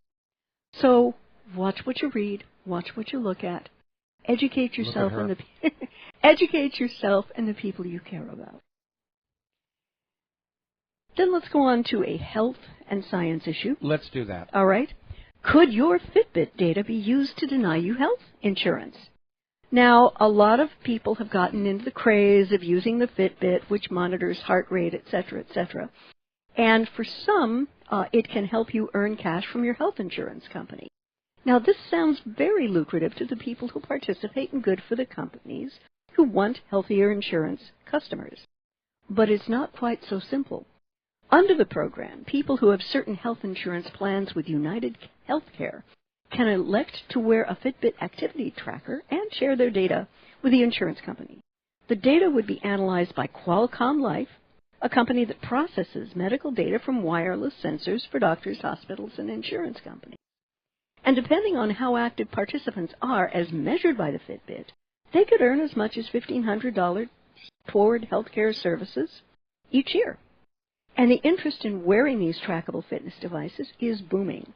More than half of the people who already own one believe their devices will help them increase their life expectancy by 10 years, although it's impossible to know that because the clinical trials necessary to figure that out won't happen for a decade. I have a quick question, and I understand if you don't actually know the answer. Mm-hmm. The iWatch supposedly has a heart rate monitor in it as well and can do many of the same functions as the Fitbit. Is it also sending your biological telemetry to somebody to peek in on what you're doing? I don't know. I am not sure. I think it's a good question to ask you. I think it is, because if it's sending that data without your permission, not a good thing. I will not tolerate such uppity behavior in an appliance. Right. We're going to take a second here to do a shout-out to our on-air affiliates who are just now rejoining the network. The lovely Lady Claire is with us, and we're talking about this issue where health insurance companies are now having a deal where if you will wear one of those little Fitbit health monitors, and that the Fitbit is showing that you're leading a healthy life, that it will reduce your health insurance costs, which sounds like a good thing, but there is a downside, and that is that if you're not living a healthy lifestyle, your rates could go up, or they could even drop you. Yeah, and but it's possible, as you said, that this has a downside, particularly in light of recent political developments. The passage of the Affordable Care Act, also called Obamacare insurance, companies were barred from denying coverage to customers who had pre-existing medical conditions at the time they signed up for insurance. But if that rule is lifted by Republicans in Congress, insurers may want to look at wearable devices for evidence that they could use to refuse to pay for patients' health care. Well, you know, there's two sides to the insurance game, and that's taking the money in and refusing to pay it on out. Yeah. I understand in the case of your car, these new little gizmos that fit into the standardized computer socket. Yeah. If you are a good, careful driver, you should get a result from that. But again, if people with pre-existing conditions are being spied on expressly for the purpose of kicking them off the insurance program, denying them there is a major problem there, because you have somebody who technically is uninsurable, living in a country where health insurance is mandatory, and obviously if the data read from their Fitbit and their pre-existing condition makes them a non-profit center, the only insurance they're going to get is going to cost more than their house. Yeah, and that's going to kill people. Yes. Not to be able to access care. And so I would suggest to the majority party in Congress, how you handle this should be very, very carefully. I'd like to go over now to the Dakota pipeline and a statement made by one of the executives. Okay, well, before we do that, okay. I just did a quick little search here, and apparently there are allegations that Fitbit is not as accurate as the advertising would claim. That sometimes, especially if you're relaxed and calm, it can't even detect your heartbeat at all, and so they're just filling in the data at that point. So we have this specter of your Fitbit misreporting your health information to your insurance company, leading to the increase of your rates or termination of your policy, all on the basis of a computer error. Yeah, not good at all. Not going to get one of those things on me. No, me neither. I would like to bop over to a statement made by pipeline executive who compared the Dakota Access Pipeline protesters to terrorists. Top executive at the company building the controversial Dakota Access Pipeline said on Wednesday that pipeline opponents were like terrorists. Joey Mahmood, executive VP of Texas-based Energy Transfer Partners, said protesters have assaulted numerous pipeline personnel, destroyed millions of dollars worth of construction equipment, and even fired a pistol at a law enforcement officer during months of demonstrations against the pipeline. Yeah, but we've got the pipeline company employing private security using tear gas and attack dogs against the protesters. So I would be very careful about hurling a stone labeled terrorist inside that particular glass house. I hear you, and my question is, where's Mahmoud's proof? Where is the visual evidence that protesters were actually doing this? This is 2017. We don't need no proof. Dear? Yeah. In my world, heck yes, you do. Well, look at the corporate media. I mean, all the stuff that's coming on out, they're just making allegations and smears and accusations, and there's no proof of any of it. And the attitude of the corporate media right now is, we shouldn't have to give you proof. We're the corporate media. You're supposed to just blindly believe us. Not anymore. And what is interesting is that Mahmoud actually omitted this comment about terrorism as he read his testimony aloud to a House Energy Subcommittee Wednesday. The comment was included in written remarks submitted to the panel. Now, I have to wonder what this guy is going to say if, because of budgetary restraints and intense value engineering going into the creation of the rest of this pipeline, if it breaks down as spectacularly as some of our American Indian protesters have indicated it might, what's he going to say then? Because the pipelines are not that safe. They are not built bulletproof in terms of their construction and engineering. I wouldn't have exactly used that word because obviously in the case of intentional sabotage, the pipeline company is, if anything, valid in saying that terrorism is involved. Yeah. But we do know these oil companies are interested in profits, and they cut corners where they ought not to. Think Deepwater Horizon. We've had other oil pipeline spills in that very same area. We've had that huge one that was down there in the southeast a few months ago. I think the Lakota would be far less concerned about this pipeline on their territory if these pipelines had a record of safety and durability. Exactly. But they certainly don't. Oh, heck no.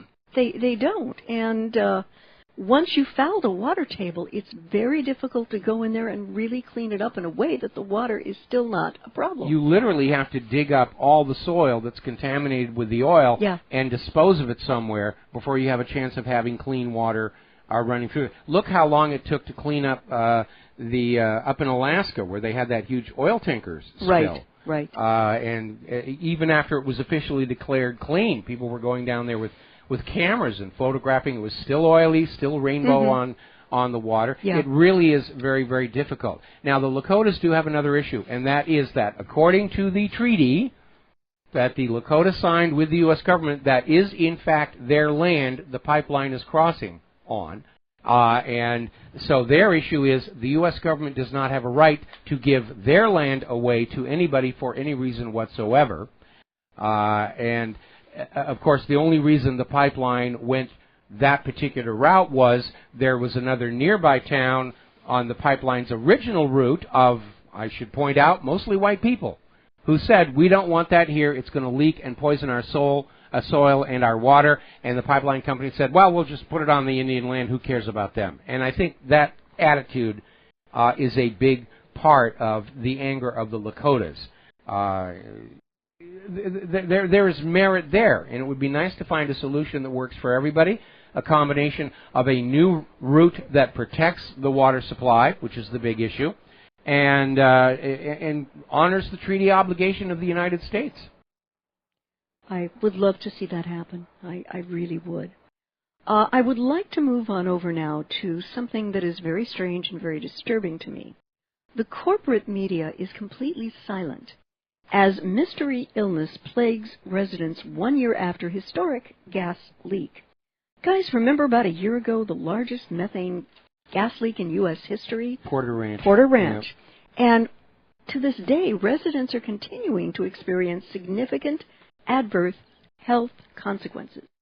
As SoCalGas, the company responsible for the blowout, uses fabricated gas shortages to justify the reopening of Aliso Canyon gas storage facility, which has been shut down indefinitely since the leak occurred.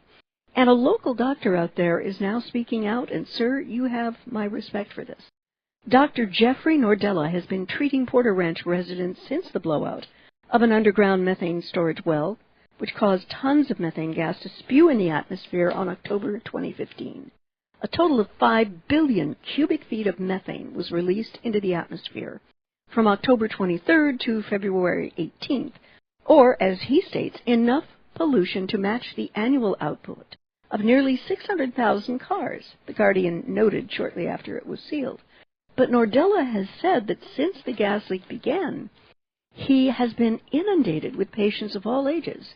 He is seeing abnormal pulmonary functions among some of those patients, low red blood cell counts in others. He's reviewed the files of residents whose family members have died, and he's seen a rare case of anemia that can be connected to toxic exposure.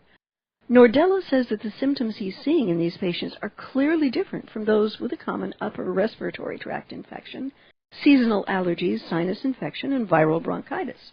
He also said that multiple contaminants could be causing the variety of health issues. That is the issue I was going to bring on up, because it wasn't just methane coming out of that leak. If it had been just methane, it would have gone into the atmosphere, combined with oxygen, produced water vapor and more carbon dioxide, and that would have pretty much been the end of it. But you need to remember there's a lot of other things in those underground strata that were being blown out with the methane, and it was dangerously close to this now defunct laboratory where they were conducting tests with nuclear reactors and biological weapons. Bad stuff. And they tried experiments with a sodium-cooled reactor. They had a partial meltdown on there. It's probably second only to Hanford in terms of the degree of contamination that is there on the soil. And they tested rocket engines there, and there's all kinds of fuels that spilled into the ground. That stuff, in all the years since they were doing that, probably was being blown out of the ground with that methane as well. And those kind of chemicals, especially the radioactive ones, could cause the kind of symptoms there. The remnants of the rocket fuel, respiratory issues, exposure to radiation can lower your red blood cell count. The fact is we never actually got an actual detailed analysis of what was coming out of the hole. They just kept saying, it's methane, it's methane, it's methane, it's methane. Well, there obviously were other things in there that we should have been made aware of. Now, Mike, let me ask a question on this. Yeah. Of course, SoCalGas is a huge utility in California. Is there a legal way that the people who've been afflicted by these illnesses could file a class action lawsuit against it?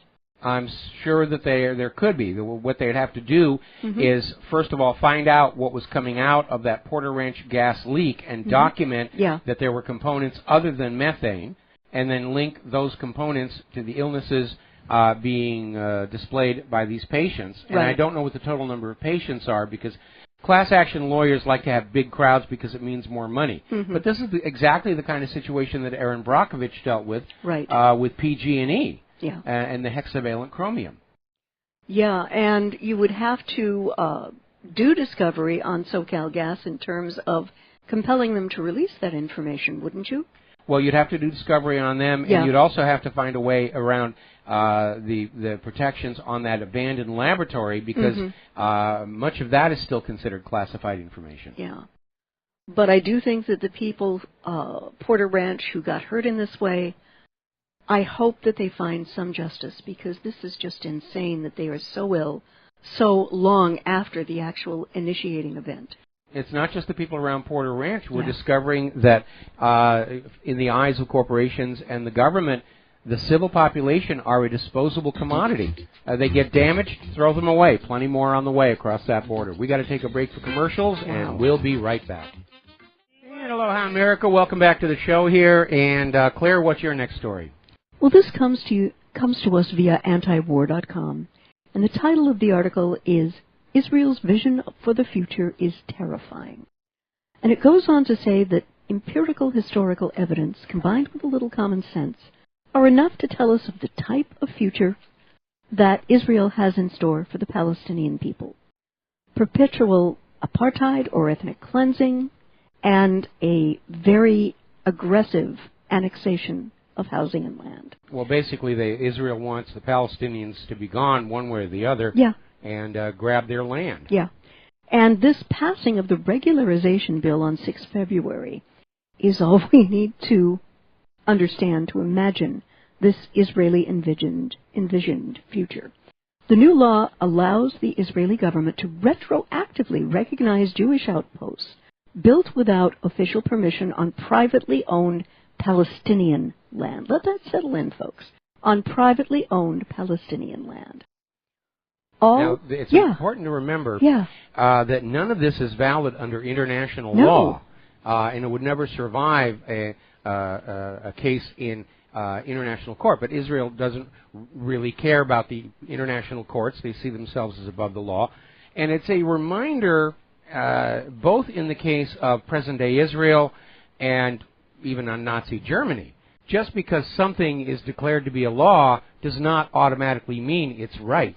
And we're seeing that exact example now, where Israel is essentially trying to say it's legal for us to steal the Palestinians' land, just like previous presidential administration said it's now legal for us to torture people. Yeah.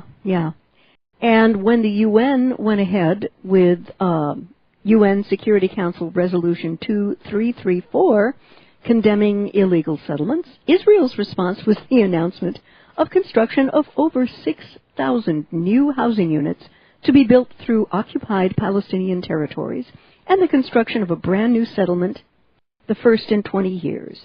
And the new law paves the way for annexation of large areas of the occupied West Bank. And it's sort of ironic and sad, Mike, that since Donald Trump was sworn in as president, it looks like Israel has felt liberated from its obligation to doublespeak. For decades, Israeli officials spoke passionately about peace and then did everything in their power to hinder the attainment of peace. Now they don't care. Well, this is one area in which I most assuredly do not agree with the President of the United States of America. But again, one of my concerns about Trump coming into the White House is his dangerous degree of naivete and the fact that much of his view of the world seems to be built on what he's been seeing on TV shows and movies. And even though he understands the degree to which the corporate media is being deceptive against him, he still has not taken that mental exercise of saying, okay, what else have they been lying about all these many decades? He needs to do that and start seeing the world as it really is, or he's never going to be an effective president. I hope someone brings him up to speed on that, and very quickly, someone in his inside circle he trusts.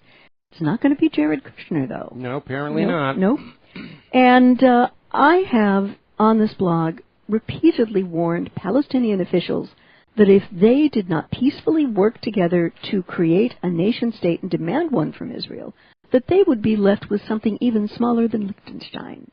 And these settlements have been engineered to have prevented any contiguous Palestinian state from existing right now. That's exactly right. And, this didn't happen by chance, folks. The Israeli government didn't collectively wake up one morning and say, gee, I wonder if there is, can we have a Palestine that's not contiguous? No, this was completely deliberate. And Mike, didn't you have a friend send you a map of Palestine? Yeah, I did. I showed it on the camera the other day. Okay. It's an 1894 map of Palestine. Yeah. And obviously, no mention of Israel. Mm-hmm. I question that contiguous aspect of it, though, because after all, the state of Michigan is not contiguous. Yeah. Okay.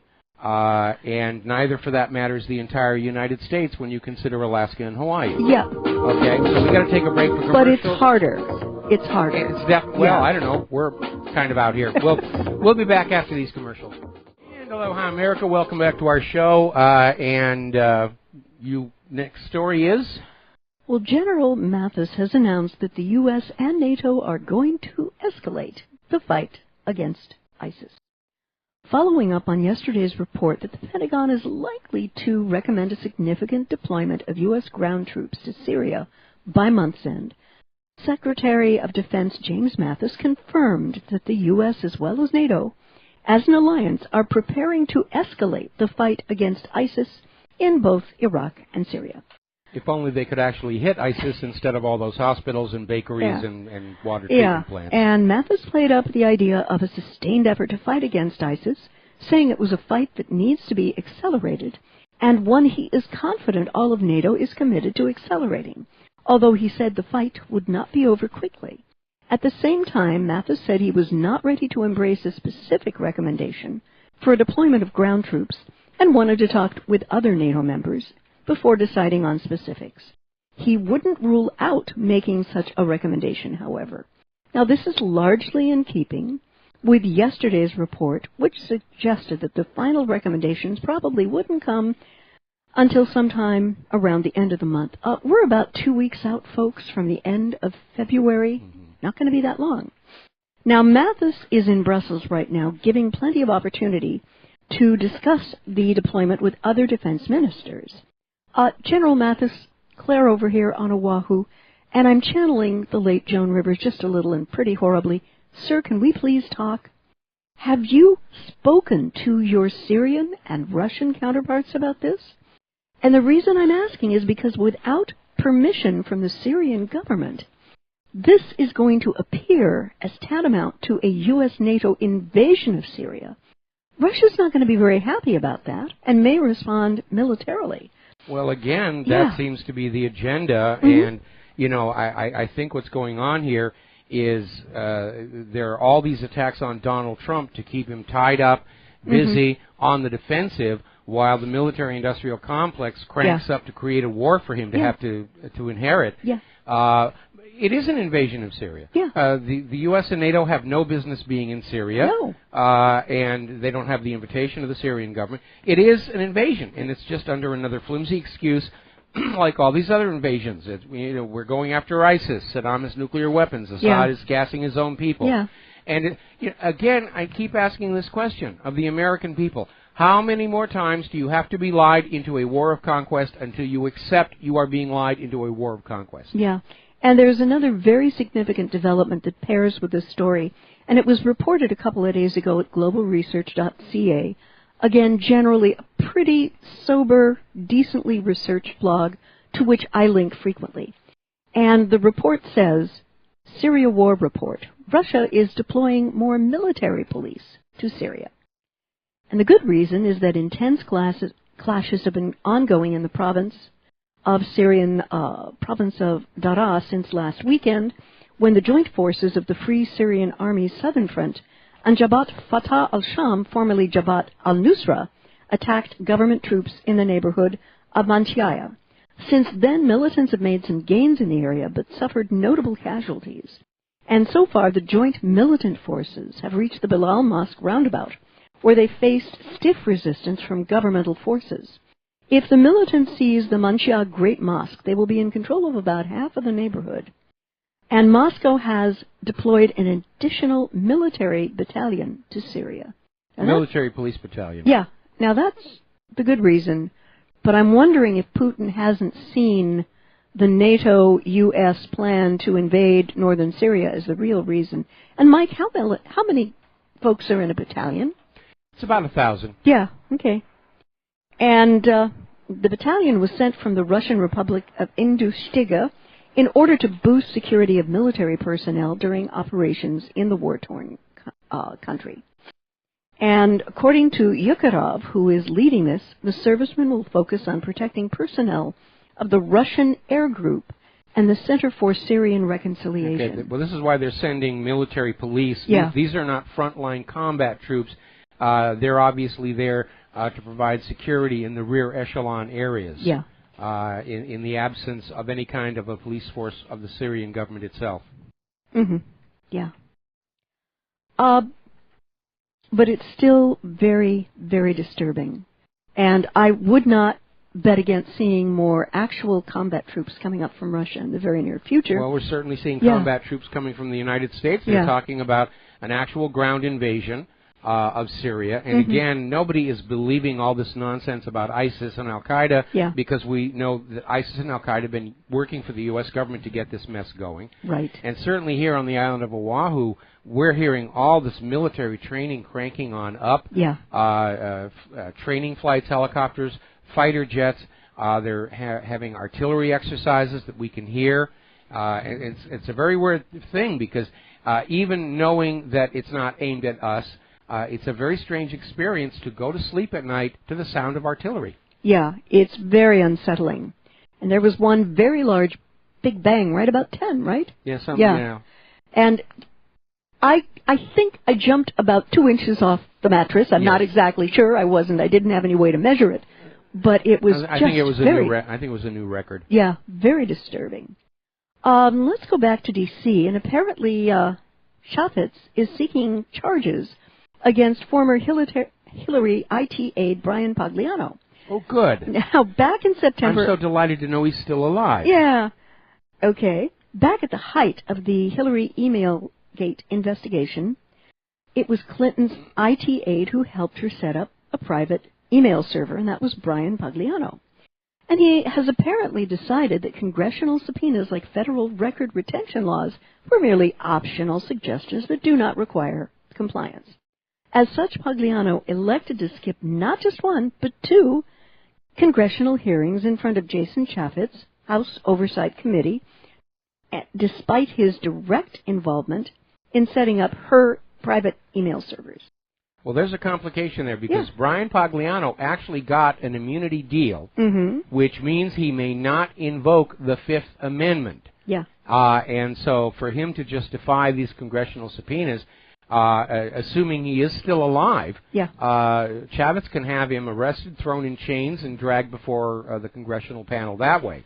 Well, the operative question is, are they going to find him alive and will they be able to catch up with him? Because my guess is 1 or 2 things has happened.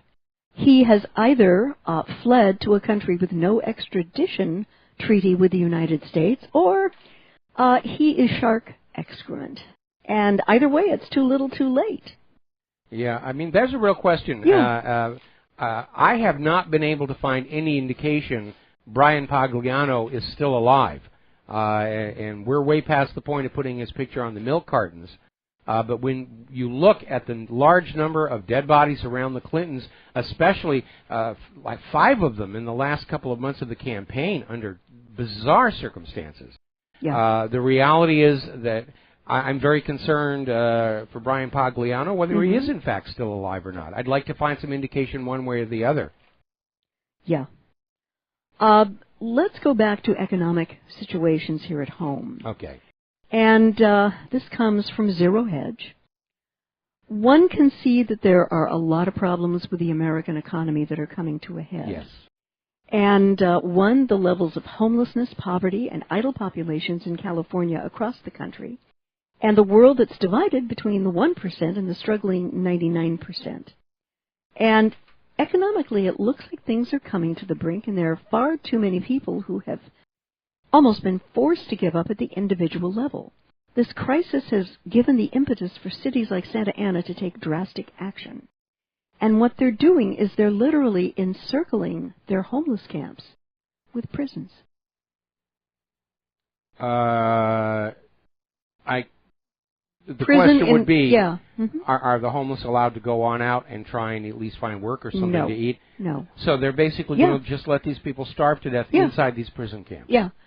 And if cities like Santa Ana are allowed to do this, they can do it to anyone. And if civil unrest comes, perhaps in combination with mass unemployment and a crash stock market and a monetary system in great misery, those keeping society in check may feel compelled to come down with a heavy hand.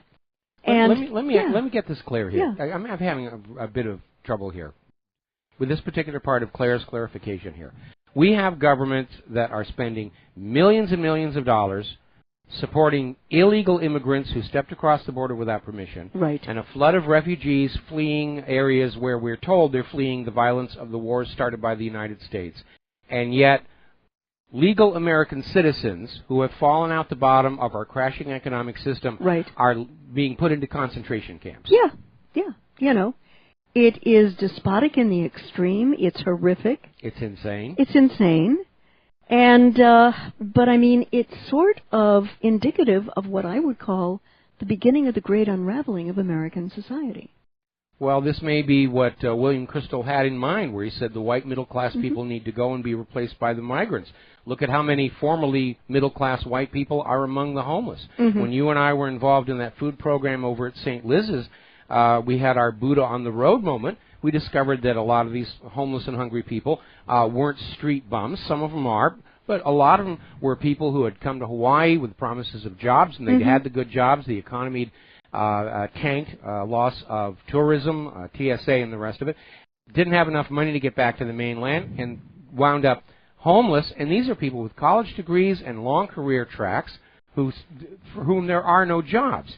And they're living on the streets. They're accepting handouts to survive. Now you're telling me some cities are making, well, we're already hearing that a lot of cities are making it a crime to feed the homeless people. Like, we're on an island. Where are they going to go? Walk back to the mainland? Yeah. Take a step, come up for air. Take another step, come up for air. I don't think it's going to work. No, not at all. And yet we've got all this tax money that is going for all these illegal immigrants to come into the country and just have all kinds of free stuff, bring all these refugees in.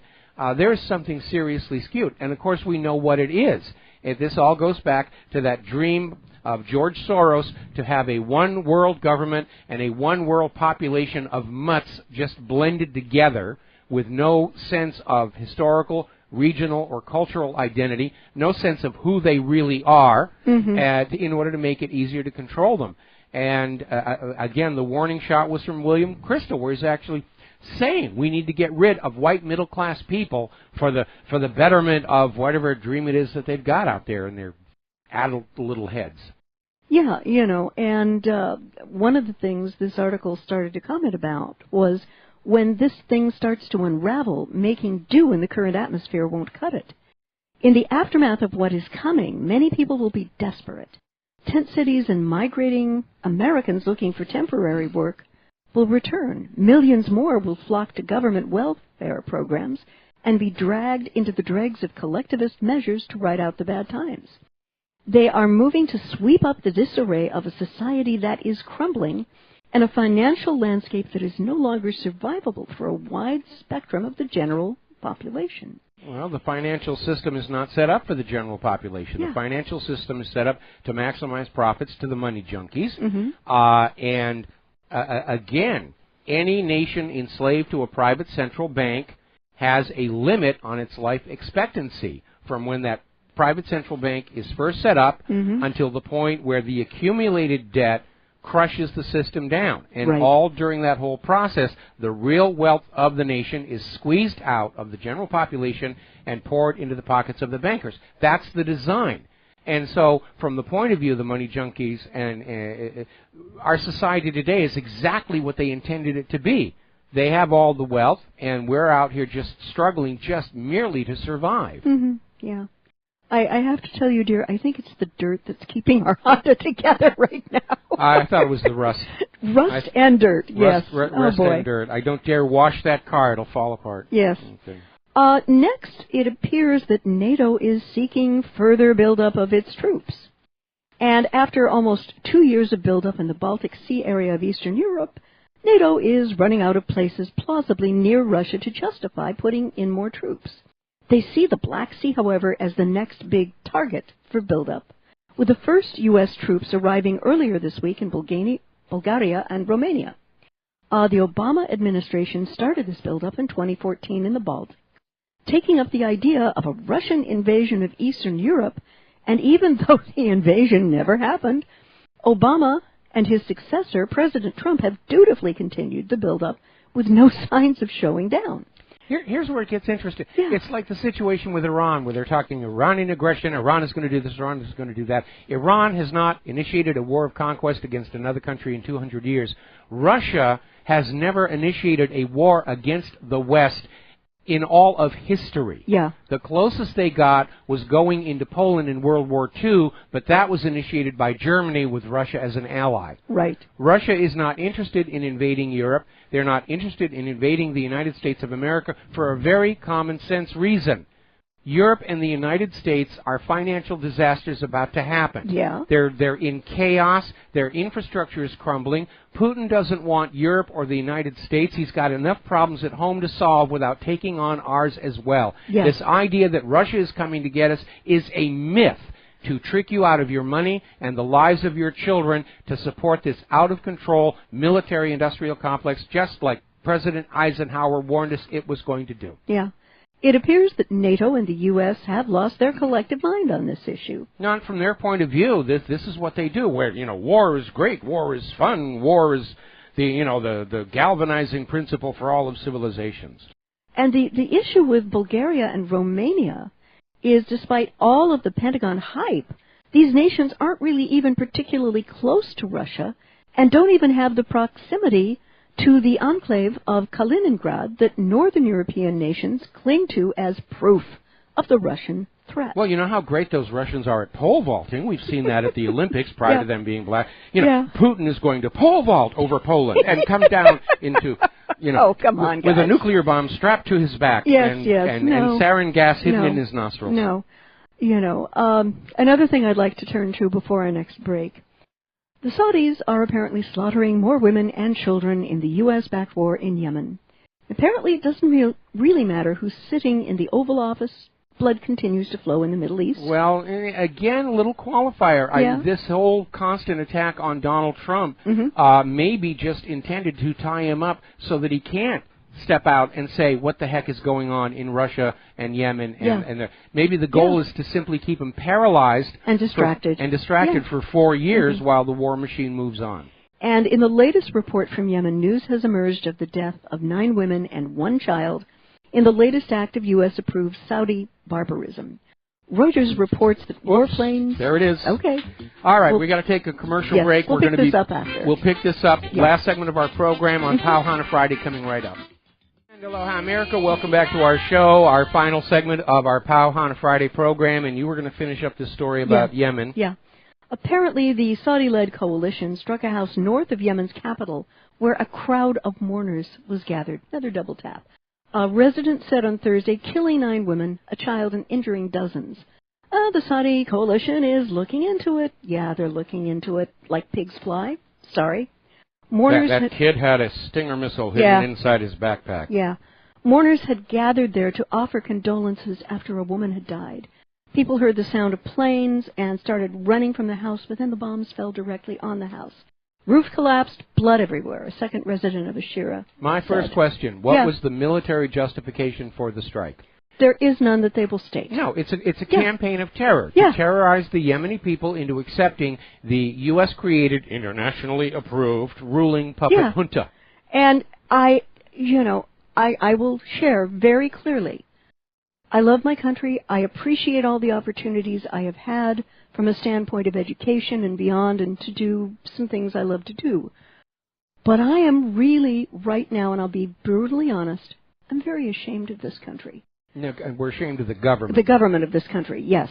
Because being a partner in war crimes is never something that I signed on for as an American citizen who does love her country. And President Trump has just signed off on Saudi and Bahraini governments getting more bombs and bullets.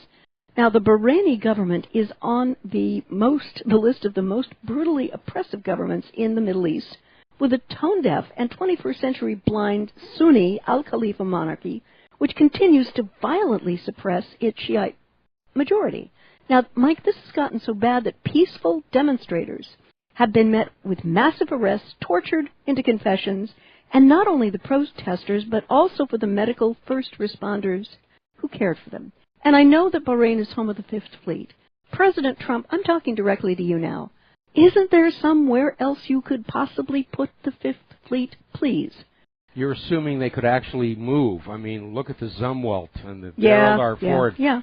You know, maybe it's a big bluff. They towed them in at night, and they may be stuck there. Yeah. As far as Saudi Arabia, complicating that situation, apparently Saudi Arabia has now issued a warning to Trump to maintain Saudi oil imports, or Saudi Arabia is going to start pulling out of their friendship with the United States, which might be good news for the people of Yemen. Yeah. But Donald Trump's Make America Great, Buy America, Use Our Resources, is having repercussions around the world. And I understand why Saudi Arabia is upset. They're in serious economic difficulty because they went along with this harebrained oil price war against Russia under Barack Obama. And now they need to keep exporting oil to try and get out of this economic mess.